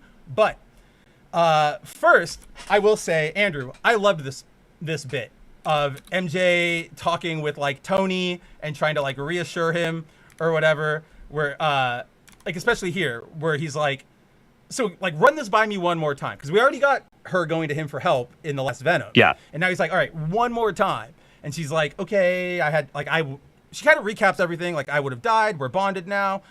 And we're not, like, we're still two people, but it's harder to know, like, where one starts and where one ends. And, yeah, then Tony's like, that doesn't fill me with confidence. I've never heard of Venom being a good influence on anybody. And he's like, how about me? And it's Flash. And then, but I love Tony here. Where he's like, oh, great. Words from the Spider Gallery. Where it's like, you're the last people I want to hear from. Like you guys, this is technically your mess. I don't want to hear from any of you guys. Like, shut the hell up and go away. Right? And then the Spidey part where he's like, Spidey, give me some reassurance that I don't have to freak out about this. And he's like, MJ is one of the smartest, bravest, best people I know. And Venom? I'm keeping an eye on Venom. I'm keeping my eye on Venom. Like, all right, I have no idea what we're doing anymore. Then we get another good moment like that, where MJ is telling him, like, we got to protect Dylan Brock. He's the key to all this. And Tony goes, okay, well then, where is Dylan? And they're like, oh, we actually misplaced our child, essentially. Flash and MJ, yeah. like, we don't know where he also, is. I need that page, or specifically that panel too, without the bubbles, because my God, Iban. I wanted to use his MJ is just so good. I wanted to use this as our image, but, like, again, the washed out white, like, isn't dynamic, but, like, this image is just, it's so good, It's Yvonne. so like, good. Like, she MJ. looks incredible. She looks great. His under MJ Yvonne. is, oh my God. Like, his MJ is up there with Carlos Gomez's. Yeah. It's a different, slightly different body type. He leans slightly differently into how he does her face and everything. Stuff. Yeah. Yeah, it's just two different flavors of, I mean, between MJ hotness, between just Carlos at a and different, Yvonne at like the same tier. and Todd, like, maybe we just have to admit that, like, you can't draw a bad MJ. You know what I mean? But now, I guess you say that, now we're gonna get, like, Queen in Black MJ with Salvador LaRocca or some shit on it, and I'm gonna be very, very mad. But no, it'd be your buddy. Don't say it. Gosh, why am I blanking right now? Don't blank. Howard. Howard Porter. Oh, yeah, Howard Porter. My favorite modern day Howard yeah, Porter. your favorite. Yeah. But yes, we learn that Dylan is actually with them. He is present with them, and he's actually inside of the toxin symbiote now, which is a change from what we saw. Because when we last saw them, they bonded, or they at least, like, teamed up. But Dylan was rocking that garish, like, red and blue version of his costume, of his, like, King in Black costume. So yeah, don't know if they'll address it. Who knows? I hope they bring that back. Actually, I'm hoping that this is like his just disguise here. I'm assuming. Because assuming it's something like that. Yeah. Because, you know, each host for a symbiote has their own, because the full look when they're bonded and full synchro, as I like to call it. Yeah. That's like their visual identity when they're bonded with a symbiote, no matter what symbiote that is, right? Like Flash Thompson, when he was bonded with the Venom symbiote, he looked the way he did. And then when he was bonded with Anti-Venom, he basically just looks like the white version of that, right? That's his visual symbiote language. And so Dylan's whole thing, I kind of dig it, because, you know me, I like the open hair look and stuff like that. So he's got that. He's kind of up-aged a bit, and he's almost got like the Mortal Kombat mask going on, right? So it's his own unique visual symbiote language, and I dig it. So I hope we utilize that in this event. Personally, I'm sure we will. And I mean, Spidey kind of, like, because right there, Dylan pops out and he's like, "Hey, I'm here," and Spidey says, and Spidey's like, "I didn't know." And I think that's the point. I think you were onto something. Is that, like, if he showed up in his suit, everybody would be like, "Well, it's Dylan." Like, we know that. So from there, we basically get, like I said, the assemblage of Avengers who are around in this current moment. So that's why we get, Hercules and Photon and what's his name, like Living Lightning back there, like fucking random. And then Scarlet Witch, Beta Ray Bill. Storm's not even supposed to be here right now. Like, she's kind of off doing like cosmic stuff. I have no idea how she found the time to come. Why is Storm doing cosmic stuff? Because I don't fucking know anymore. I couldn't tell you. I genuinely could not tell you. I tried, couldn't tell you. But okay. So everybody meets, and we basically get a breakdown of what is going on from Captain Alliance. And one, Captain Alliance, gotta love him. I still love him. He's still comic books. Two, there's a really funny bit here that I actually kind of like, where Spidey goes, "Why does Captain Alliance look like Captain America?" And Captain Alliance goes, "Oh, did you also have like a genetically modified soldier who?" He says it like perfectly. "I'm a super soldier from a previous era wearing a flag that represents a shared dream I remain loyal to despite massive societal change. Do you also have one of those?" And so Spidey goes, "Convergent evolution. Cool." And I think that is cool. I think that works. I thought that was a good line. I do like that bit. And so before we move on from here, in this meeting, you can see that the Fantastic Four are sort of like phoning in from the Baxter Building, but there is a mention here, which we haven't really brought up in a long time, that right now Johnny Storm is the current like property owner of Avengers Mansion ever since, I think, like when they did like that happen? Well, the era with like Kamala and Nova and Miles on the team, right? Like there was one of those, like Tony was at zero, so he had to like sell everything, and that's why he goes for the kid. It's dumb. I don't really care about it, but that's where they Nova or Kid Nova? Sam Nova, which we get an actual reference to in here, and I was like, oh, that's pretty interesting. We do, and it's kind of as a dig too, which I was good with. I felt like it was. I honestly just felt like it was like appropriate power scaling. You know what I mean? Like, yeah. But so we get a mention of the fact that Tony goes, "Thank you everybody for meeting here at the mansion. Thank you to Johnny for letting us use the space." And Johnny goes like, "It is weird, right, that the Avengers and like you specifically, Tony, have to book time with me at the mansion." And Tony's like, "It is. We'll talk about it later." So that to me is a really, really, really good example of how to make a world feel alive and like things are happening, interconnected. And it's a good, like, how do I put this? How do I make this jump? We get this scene just like a week or two after Avengers Armageddon, right? Where I was talking to all of you out there about how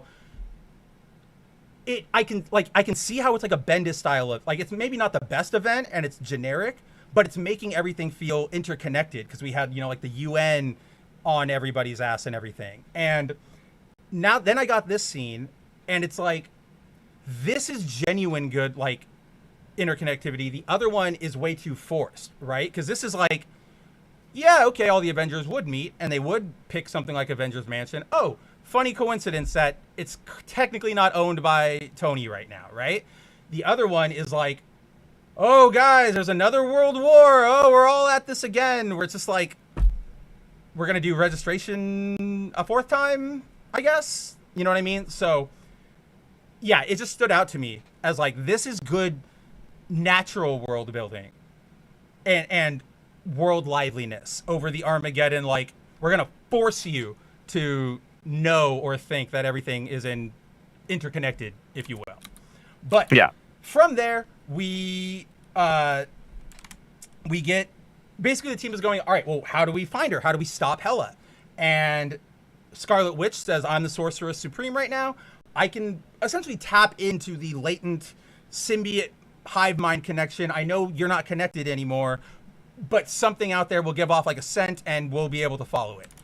In doing so, they basically alert Hela to like, we're here. So now Hela knows the heroes are on her doorstep, but this also marks the reveal to the heroes that Hela is even a thing.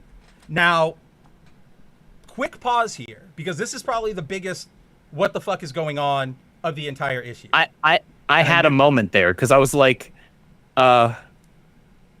what's happening with the Asgard stuff? Like, why does nobody know who the hell Hela is? Right. Or who the hell Thor is? What are we doing here? So quick interlude. In this moment, Beta Ray Bill sees that image of Hela and goes, oh my god, it's her. Like, we have to stop her. Everybody goes, who is Hela? What are you talking about? Right. And Beta Ray Bill has to explain to them, the history of Asgard, all of this stuff. And it is because, according to that, or like everybody else looks at Bill and they're like, you're a weird Norse god like enthusiast. All right, like you might be a little. They make a delusional. Mr. Ed reference in the book, which I laughed at. Well, of course, most people reading this comic have no idea what that is, but I do, and I read it and I laughed. But again, we're maybe one of like 30 people who will now. Like Marvel, yeah, we liked it, but you gotta update your shit. Like nobody's gonna call him BoJack. Like just come on, man. Like upgrade him or update him. But here, so yeah, everybody goes, we don't know who that is. Bill, you're a weird guy who's real. Essentially, right now they treat Bill as if he's just a guy who's really, really, really into Norse mythology, right? Like essentially a LARPer who somehow has actual power behind it. Yeah. Now, I won't get into all of it because it basically encompasses all of Al Ewing's Thor, Immortal Thor, Mortal Thor series. But at the end of Immortal Thor a couple months ago, there's basically, we have our Loki, and then Thor and everybody was going up against essentially like the meta concept of a trickster god, like the Loki. So it was like a stronger, way more terrifying one. And at the end of that, they Balder, he like, or not Balder, what's his name? The bad guy who was in the movie, he's played by Carl Urban. I forget who it is. Yeah.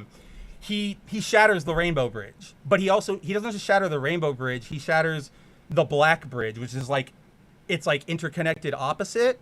And so because he shatters it, it's so thorough that it cuts off Asgard from the entirety of the 10 realms. So now there's only 9, and nobody knows anything about Asgardians right now. Yeah. I think, Hercules makes a note here where he's like, Bill, if the Norse gods were real, the Greek gods would have known, like we would have hung out with them. You're kind of crazy right now. And so with the shattering, Asgard is kind of gone from everybody's memory right now. As a result of that, because you can't rewrite in like everything. So essentially what happens is they shatter the bridge, and every memory the other realms have of Thor is Beta Ray Bill now. So like, for example, the effect they show is there's a woman on a game show, and they go, all right, it's time for you to name that face. And they pull up the original Avengers, right? So she's like, Bruce Banner, Hulk, Tony Stark, Iron Man, Hank Pym, Ant-Man, and Janet Van Dyne, Wasp, and I know his name, it's Thor. And they're like, nope, Thor is his code name. Like what's his real name? And she's looking at it, and it's Thor. And then like the panel cuts to her face, and she goes, Beta Ray Bill. And you turn, and he's like the founding Avenger now. So that's where we are, is that only Bill and Hela know anything about Asgard. Like period. And that's because they were not physically present in Asgard. Or other current Asgardians, essentially. Right, exactly. Well, that's what I was going to say. Everybody but Tyr, Bill, and Hela were in Asgard. So that's why they're allowed to stay here in this realm. And then you also see later on Mephisto's helping out Hela. But that's why the reason Bill is the only one who remembers everything is because he is now Thor. So like the cosmic universe is kind of like, made that knot. And then Hela remembers because she technically wasn't a part of our, like she was in the in-between because she was dead and death. So that is where we come into this story. So for right now in Queen in Black, nobody even thinks that Thor is a real thing. They look at Bill as like a crazy fanboy, even though they kind of like they know he's still the real deal, right? Like in this scene, who is it? Is it Hercules or is it? No, it's Iron Man. He's like, you still know how to give like a rallying speech. Like everybody wants to get behind you. And it's like, hell yeah, he does. He's better a freaking Bill. But from there, we get a quick interlude as Captain Alliance realizes that Knull is back, but he's not the King in Black. So now, where is Knull? We jump over to Knull. And dude, I actually really like this bit. And I feel like this philosophical bit is going to get to the defeat of him eventually. But Knull is standing here and he's going, I'm getting a lot better at creating life out of nothing. Like, I'm getting really good at this. What is it? Yeah. He talks to a seraphim. He's like, don't you agree? And he goes, wait, you're right. Everything that exists is the enemy, whether in my image or not. The light is a tool to return the universe to pure absence, a bright and shining void. The lure of creation is a subtle trap. Only nothing is truly worth anything. I should destroy what I've made. I really should. But then he blinks, and I'm like, dude, that's great philosophy. Like, I love that. And it's going to be like that hubristic downfall because he didn't destroy all of his creations. I don't know how, but it's going to be great. Until then, it's Al Ewing, of course it is. Of course it's going to be, right? But until then, Knull does have to contend with our boy, Richard Rider, Nova Center. Brother, when I tell you, Andrew, that I, jumped when he said his fucking Nova number, he hasn't said his Nova number since Xandar and all of it died. Yeah. Like, I didn't know anybody else but me remembered that he has, his Centurion number. And I was like, oh! Al Ewing does his homework and his due diligence. It's the same feeling as when you see the lanterns show up and they're like, I'm 2814.3, right? It's like, oh shit! Like, you remember that there's 0.9 because of Baz and ooh, that's sick. But Richard Rider, having been made aware that Knull is alive and on a warpath, he essentially supercharges himself with. It's a long story. Basically, the Nova Force is really dwindling in the last 20 years. It's almost extinguished. In recent years, Richard has been able to get a handle on it and sort of start fanning the flames to keep building it up. And so he's got all these reserves of Nova energy, and that's what he brings to Knull. And he just basically goes, no, we're not doing this. I'm here. I know what you are. End it. First, he says he wants to put a black hole in his heart, which apparently he could, but the world mind goes, we're a little close to Earth. I don't know if that's really what you want to do. And he goes, good point. So let's just blast the shit out of him. And, dude, this is how cool Knull is. He gets punked. Rich says, I'm here with 300% of the world mind, of the Nova Force.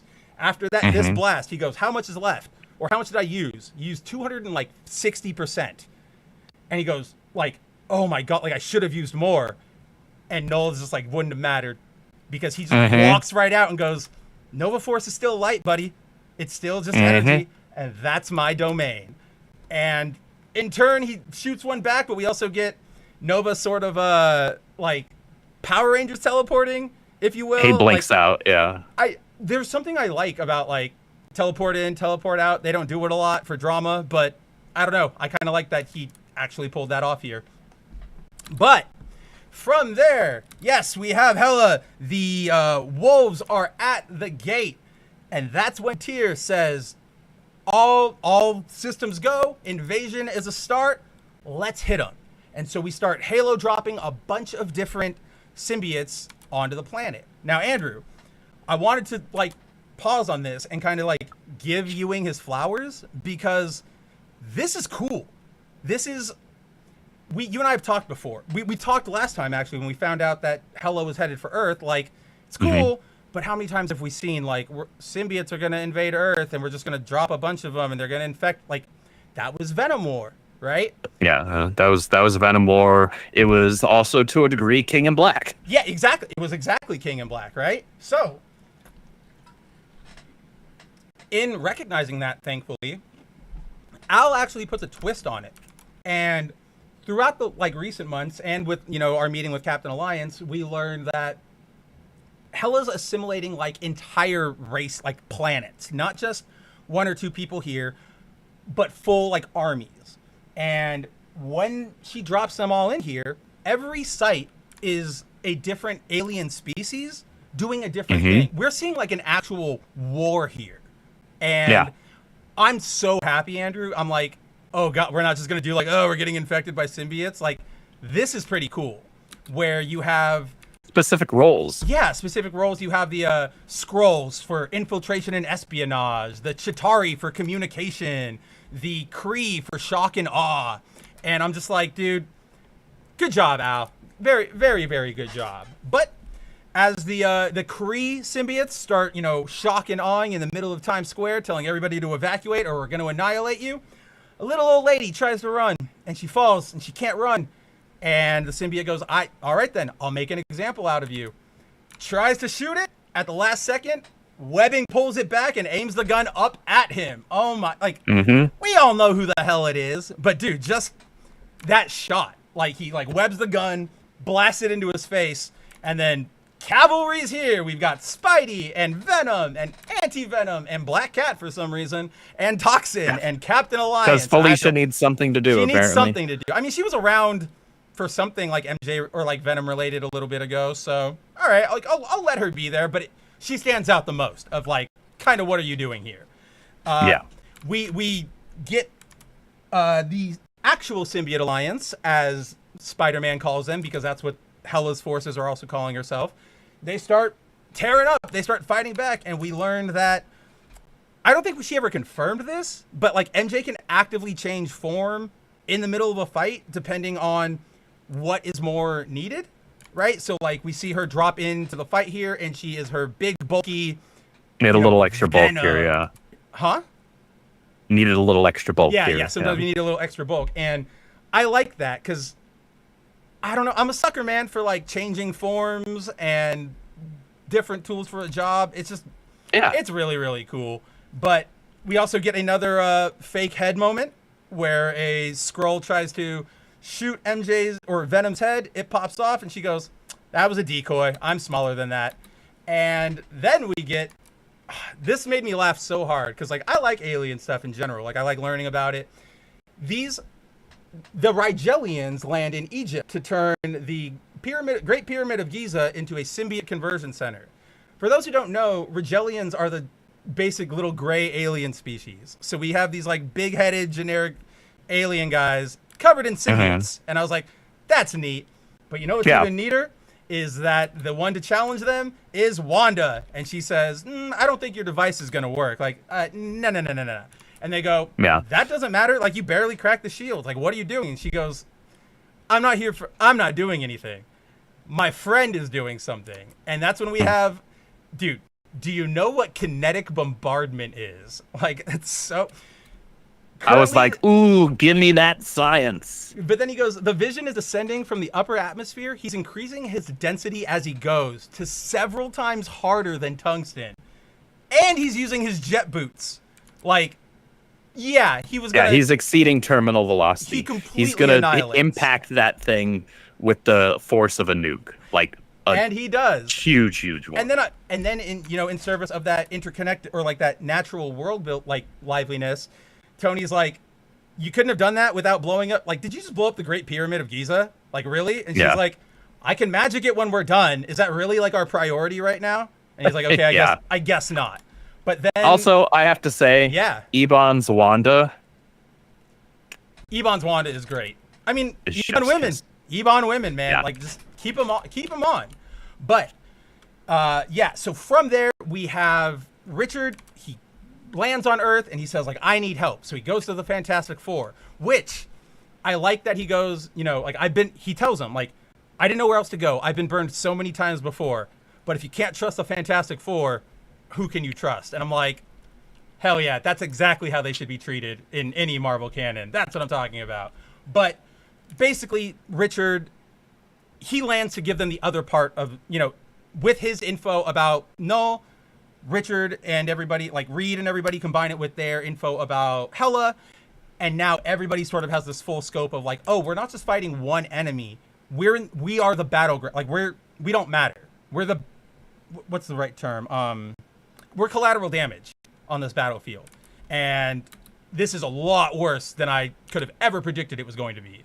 Of course, we get speaking of Cable a little bit earlier, we do get an appearance by Cable here, who comes in to just blow symbiotes away, but also call Flash Thompson up to go be on his defenders, I guess is technically what they're going to be called, even though no relation to the real team. But yeah, we get them out of there. More invasion keeps happening. Everybody's fighting, and that is where at the end of this issue we get the reveal that the Skrulls, the symbiote Skrulls, have their own supreme intelligence, who is symbioted in everything and is currently leading their forces. So that is where we will pick up with them and the rest of Hela's invasion, which we still don't even know what those, like, Hela and Knull are going to do when they finally meet. Like, right now we're just seeing the opening salvos, if you will, and neither of them are technically on the battlefield. Yeah. I mean, neither is Tyr. That's true, Tyr. Oh, man. There's also that bit about Tyr that, like, made me feel so bad about him, where he tells Hela, like, no matter where I went, like, I would just be brought back to, like, hell or Valhalla. Like, I just want to fucking die. Like, yeah. I don't know why in recent years, and maybe everybody out there, maybe it's because I'm becoming an old fogey. I don't know. But something about, like, characters who just want to die because they're, like, eternal or whatever, like, they've been, like, hitting me a lot more recently. I don't know why.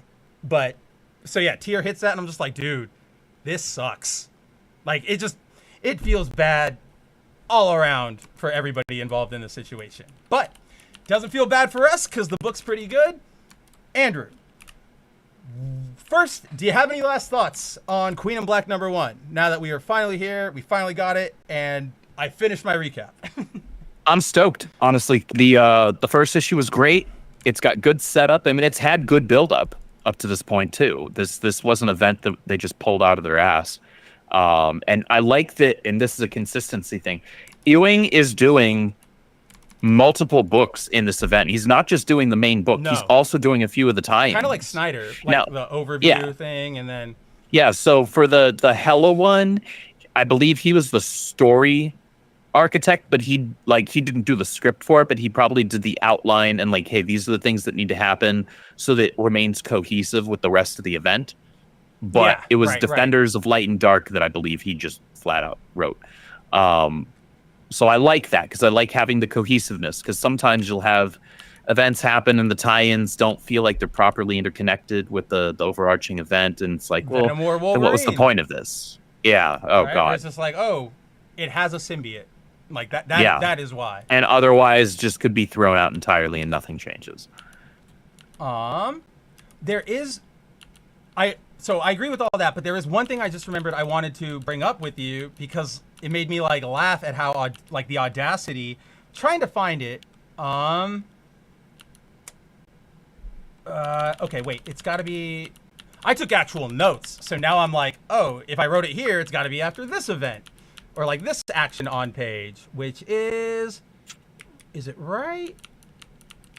Man, okay, I can't find it, but there's essentially a scene at some point where Spidey's like, explain this to me, quote, I fight crooks and lift heavy objects, right? He's like, this is out of my wheelhouse. And I'm like, brother, shut the fuck up. Like, what?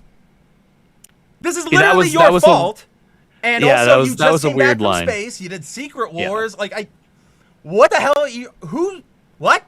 It's like Feige levels of lying about the MCU. Just like, like, who tried that? Why would you even say that? Like, I have no idea. Yeah, that was a weird line for sure. But that's all I have. That line felt like it was meant to be, like, just cheeky humor for cheeky humor's sake, but unfortunately it was at the expense of actually making sense. And it's from Ewing. Like, Ewing knows Spider-Man, so it's even more confusing to me. But nobody's perfect. Nobody's perfect.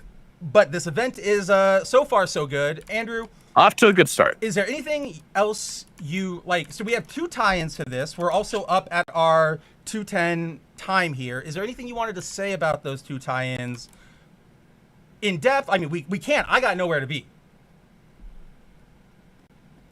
We can cover. I want to cover Defenders of Light and Dark. I think we can save the Hela one, honestly, for the next time we cover the because I think was it next week there's another tie-in issue. I mean, if I remember I would correctly. presume as much because it's an event, Double right? check. So you got to have things coming out all the time, constant stream of them. Yeah, I think the was it Queen in Black Venom issue comes out next week. Venom Unchained. That's what it is. Yeah. Oh, and Queen in Black #2. What? Those come out a week apart from each other? That can't be right. That can't be right. That's what Legion of Comic Geek says. It has it in my my poll list for week of August 5th. Week of August 5th. What in God's And then Queen in Black. And then the Venom week after Unchained. that has Queen in Black, Thor #1, and then the week after that is Queen in Black #3. Wow. Okay, so it looks like they put the first 2 issues just back to back a week apart from each other. See, but then it looks like it's every other week. I would have you guys rather just like pushed back the entire schedule, right? Instead of doing like here's 2 and now a break and then 2, like it's messy. It's very messy. That's a strange way to handle that. It really is. I don't quite understand that decision. But we will handle that decision as it comes down our pipeline because we'll be getting all those issues and letting you know how it feels to read them in real time. But before we get out of here tonight, as we bring our show to our final book, we have the first of our Queen in Black tie-ins, Defenders of Light and Dark. So, Andrew, obviously you wanted to cover this one. What do you want me to just go through? Is there anything in specific you want to hit? Because I can definitely go through it. Let's hit through it. I will primarily say that I found it interesting that there was a lot of focus put on Cloak and Dagger here. And I think that's because, and honestly, it's an intelligent decision. There is a big, not that there's a gigantic boost in Marvel Comics sales specifically from people playing Rivals. I don't think most of the people that jumped on Rivals and are obsessed with Rivals are buying comic books. But I will say that the prevalence of Cloak and Dagger in Marvel Rivals has probably brought the character back up to the surface and in the forefront of more people's minds, to where normal comic book readers like ourselves are like, oh yeah, Cloak and Dagger is around. Like, what are we doing with them these days? Yeah. And so now Al Ewing's like, hey, this is what we're doing with them these days. I'm gonna put them in my event, right? And actually make them a significant part of this first issue. And some stuff happens. Now, I want to preface what I'm about to say by saying Andrew was absolutely right about everything he just said. That it, like, the Marvel Rivals comes out, Cloak and Dagger is a big like C-list pick. They happen to be very good. They get a big fan base. Even still, like, you know, they keep getting skins in Marvel Rivals. Now, they just got a classic comic skin. Yeah, they just in the season. Battle Pass. I know. I'm excited about it. So, fast forward to this miniseries, we have Defenders of Light and Dark. It is essentially what it says on the tin, where we have Hela's invading forces, and so Cable. We have Hela's forces and we have Knull's forces, Light, Dark, coming to Earth. So Cable goes, well, I'm going to put together a strike team that is, you know, one team for the darkness and one team for the light. So one team, you know, Team Dark is people who have, you know, Dark Force or, you know, connections to the dark. So you got Iron Man, Anti-Venom, Cable, fucking Dark Star, which I was like, hey, that's good on you guys for remembering your own world building. Like, check that out. And then Cloak. And then over there on Team Light, you've got Beta Ray Bill, Monica Rambeau, Photon, Captain Marvel, Sunfire, and Dagger. And yeah, so basically it is what it says on the tin. First, I laughed, and if we had more time before the show, I would have been the first one to do it. But I saw this graphic, Andrew, and I want to replace it with like Sonic and Shadow and like Rouge, because it's like Team Dark and Team Light. I was like, somebody's gonna do it, and they're gonna get a bunch of like too easy. It's too easy. It's too easy. It's too easy. But, it's right there. It's staring you in the face. So, especially, it's the fact that they pulled up this like character select menu too, where I'm just like, come on, like you're asking for it, like come on. But okay, obviously, Cloak and Dagger are the, you know, I would say, as close as you can get to a headline here, like the headliner of the book, we very much focus on, you know, as we lead a strike force into, I think it's Knull's ship. Yeah, we have, you know, Cloak. Cloak gets killed by Knull. And then Dagger is over fighting all of Hela's forces, right? So they are they're the leads of this book, if you will. Now, how do I fucking put this, man? Because Marvel Rivals blows them up. There's so many ways to deliver this punchline that I'm just like, I don't know which is like the best one to do. So that the ever-present struggle. So in the immediate weeks following the release of Marvel Rivals, so I'd say within, like 4 weeks, 8 weeks, first month or two, I believe it's Tom Brevoort back when he was still doing his weekly blog and fan Q&A. Somebody sent him a question that said, hey, Marvel Rivals is getting really popular. What are we going to do about, is there anything to do with Cloak and Dagger? What are we doing there? And Brevoort basically comes out and goes, well, here's the thing. Yes, it's popular, but you also have to, be strategic about this. We have things going on, but, so he explains a little bit of how the industry works and says we don't have any, we can't just drop them tomorrow in an issue of Amazing Spider-Man. But he ends his little thing by saying, but don't worry. We have plans for Cloak and Dagger coming up, down the pipe. We're not going to let this opportunity go. This is the second time they've appeared since that statement. The first time, Andrew, was their Dagger and Cloak Age of Revelation mini. That is not, and that's why I'm freaking out here, because I open this and I go, okay, it's Cloak and Dagger at the front of a book, and it works, and it's I like that light and dark division. It's perfectly set up for them. Why the hell did you why is it now?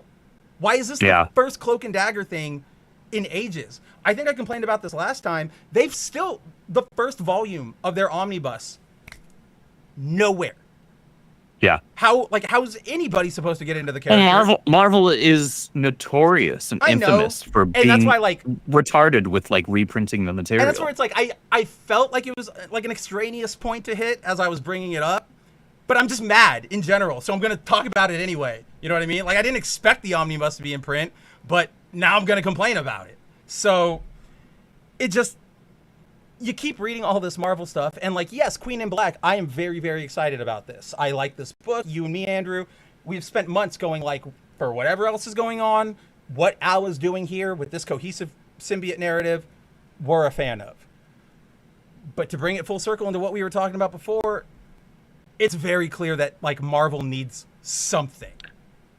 And whether it's better direction, a cohesive direction, just somebody who is more responsive to the trends of the world than, I don't know, Tom Brevoort? Yeah. It's low insane. Bar. It's a very low bar, but just anybody, right? I don't care if CB Cebulski sends in a new resume that says hi, I'm Andy Griffin Smith, and it says he's a 23-year-old, right? Fuck it, I don't care if he can get the shit back on course, get it back on course. But man, it's just a bunch of old boomers. It's a bunch of boomers navigating boomers into the rocks, and it's rough. But there's still gems. I know we didn't really talk on it, but this was a good book. This was a fun. It was.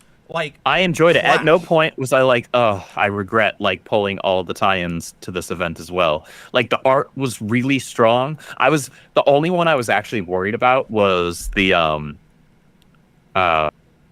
Queen in Black Hela #1. Yeah. And the art was fantastic on the interiors. But the cover A is ass. It's very bad, guys. It's going for I'm sorry, I know what it's going for. That cover is just not It's good. going for Giru Hiru. Yeah. But it's not. It's not working. It's not working, and it's not the right fit for this event. And it was not until right now, Andrew, that I even realized Hela's standing over there. Because there's an alternate cover. Oh, there are. There's an alternate cover that's a connecting cover to it. But see, even here, and I didn't learn that until this afternoon. I mean, I get that, but also right here specifically, the trade dress just blends into her too well. The symbiote arms go right between her horns, into the red width of her eyeballs. You know what I mean? And it's just it's a lot. Yeah, it's not great. Maybe it looks better in the full. I haven't seen the full, but I definitely see what you mean. But yeah, guys, artwork is great in here. I actually, when I was reading this, Andrew, I was like, he's gonna like this. He's gonna really like this style. Like, this is right up Andrew's alley.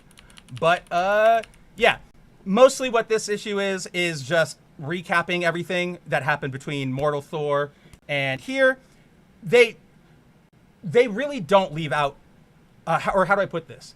If you pick up Queen in Black 1 and you pick up Hela, you're not going to be lost as to like what is going on with the Asgardians, right? Like sometimes you got to go, oh shit, Eddie Brock is a god? Oh, I got to go read 50 issues and an event. This is, they summed it up right. Yeah. They've got us. Oh, and just before we flip off, this dude, I was like, holy shit, holy shit. Like, Norval, like, Thor the Red, really? That's a fucking pull. I was freaking out. I was like, there is no way. I saw that hammer clutch, and it was almost like seeing like Steve Rogers grab it in Infinity War, right? I was like, no way. Yeah. There's no way they did. Oh my God, it's Red Thor. Holy crap. That was pretty gnarly to see. That was I'm not gonna lie. But yeah, that is, I think, all I have for Queen in Black this week. Andrew, how about you? I know I keep skipping really fast through Defenders. No, it's fine. Not a lot happens, but it was just cool to see a focus put on Cloak and Dagger. Right. The art was really good. It was a good tie-in. It was a tie-in that felt like it had a purpose and didn't feel like Venom or Wolverine. Well, A, yes, and B, it's one of those things where it's like, if we like, Al used a tie-in, right, where it's like he had this entire Strike Force mission in this mini, which, like, if we see it in the main book, I trust Ewing to not be like, oh, we're gonna retell it again, right? Like, this is where that event happens. They might say like, hey, the team failed, but that allows the narrative to keep going, right? So I don't know. I'm in for it. I'm really here for it. I really hope this doesn't disappoint by the very end. I hope so too. I'm not currently worried, just based on the strong start. So I'll take it week by week. Is that like a Cthulhu fucking symbiote up there? I think so. Bro, let's go. Are you kidding me? That's what I'm talking Frickin' about. Gnarly. Woo! Oh man, I cannot wait for next week. That's really weird to say like our next issue of Queen in Black is next week, but it is, as well as our next issue of Foil Variant is next week. I think this is a good sign-off point. I don't know, Andrew, you got anything else? No, good week for comics. Really good week, even albeit a bit quiet. Yeah, again, even outside not a bunch of of Queen in Black releases, stuff, but you have X-Men Outback. Who cares? Like, where is it? I have an issue of it. Oh yeah, I bought one because it's my girl and DNA. It's the DNA. And then, oh yeah, for the Defenders cover, speaking of Cloak and Dagger, like, oh, nice. Yeah, I got Peach drawing them in their like classic suits. So I like it. I like it. Very cool. But I think this is probably a good spot for us to wrap for the night, Andrew. So I guess take it away. Let the people know what you've got going on while I go pull up ArcStream again. Ladies and jerks, I will be at Bell County Comic Con in Belton, Texas this weekend. I'm leaving tomorrow morning. We'll be there through Sunday. So the con is Saturday and Sunday. Hopefully we'll see everybody out there. Again, that's a really fun convention. So I'm looking forward to this weekend. It's going to be a good one. And hopefully not an exhausting one. Bell County wasn't exhausting last year, so it's not MegaCon. So yeah.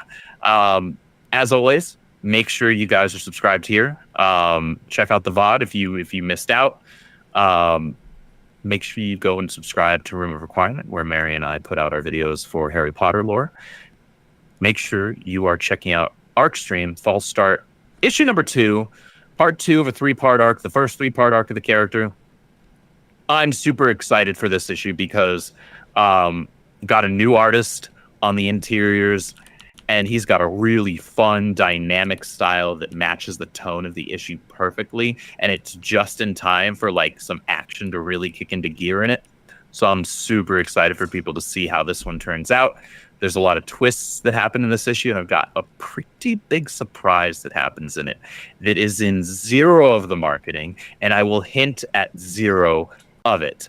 But I think people are going to flip out when it happens. Who go, Queen of Black starts next week. By the way, here's the solicit for Mary Jane #1, where we straight up say she's not bounded with Venom anymore. Like, yeah. I don't know. I'm not about that. Just like, I swear to God. Yeah, I made sure that this particular spoiler was not present in any of the marketing for any retailer. So Good, I'm looking forward to that. Hopefully, people get that. When you say retailers, Andrew, do you mean when I say retailers?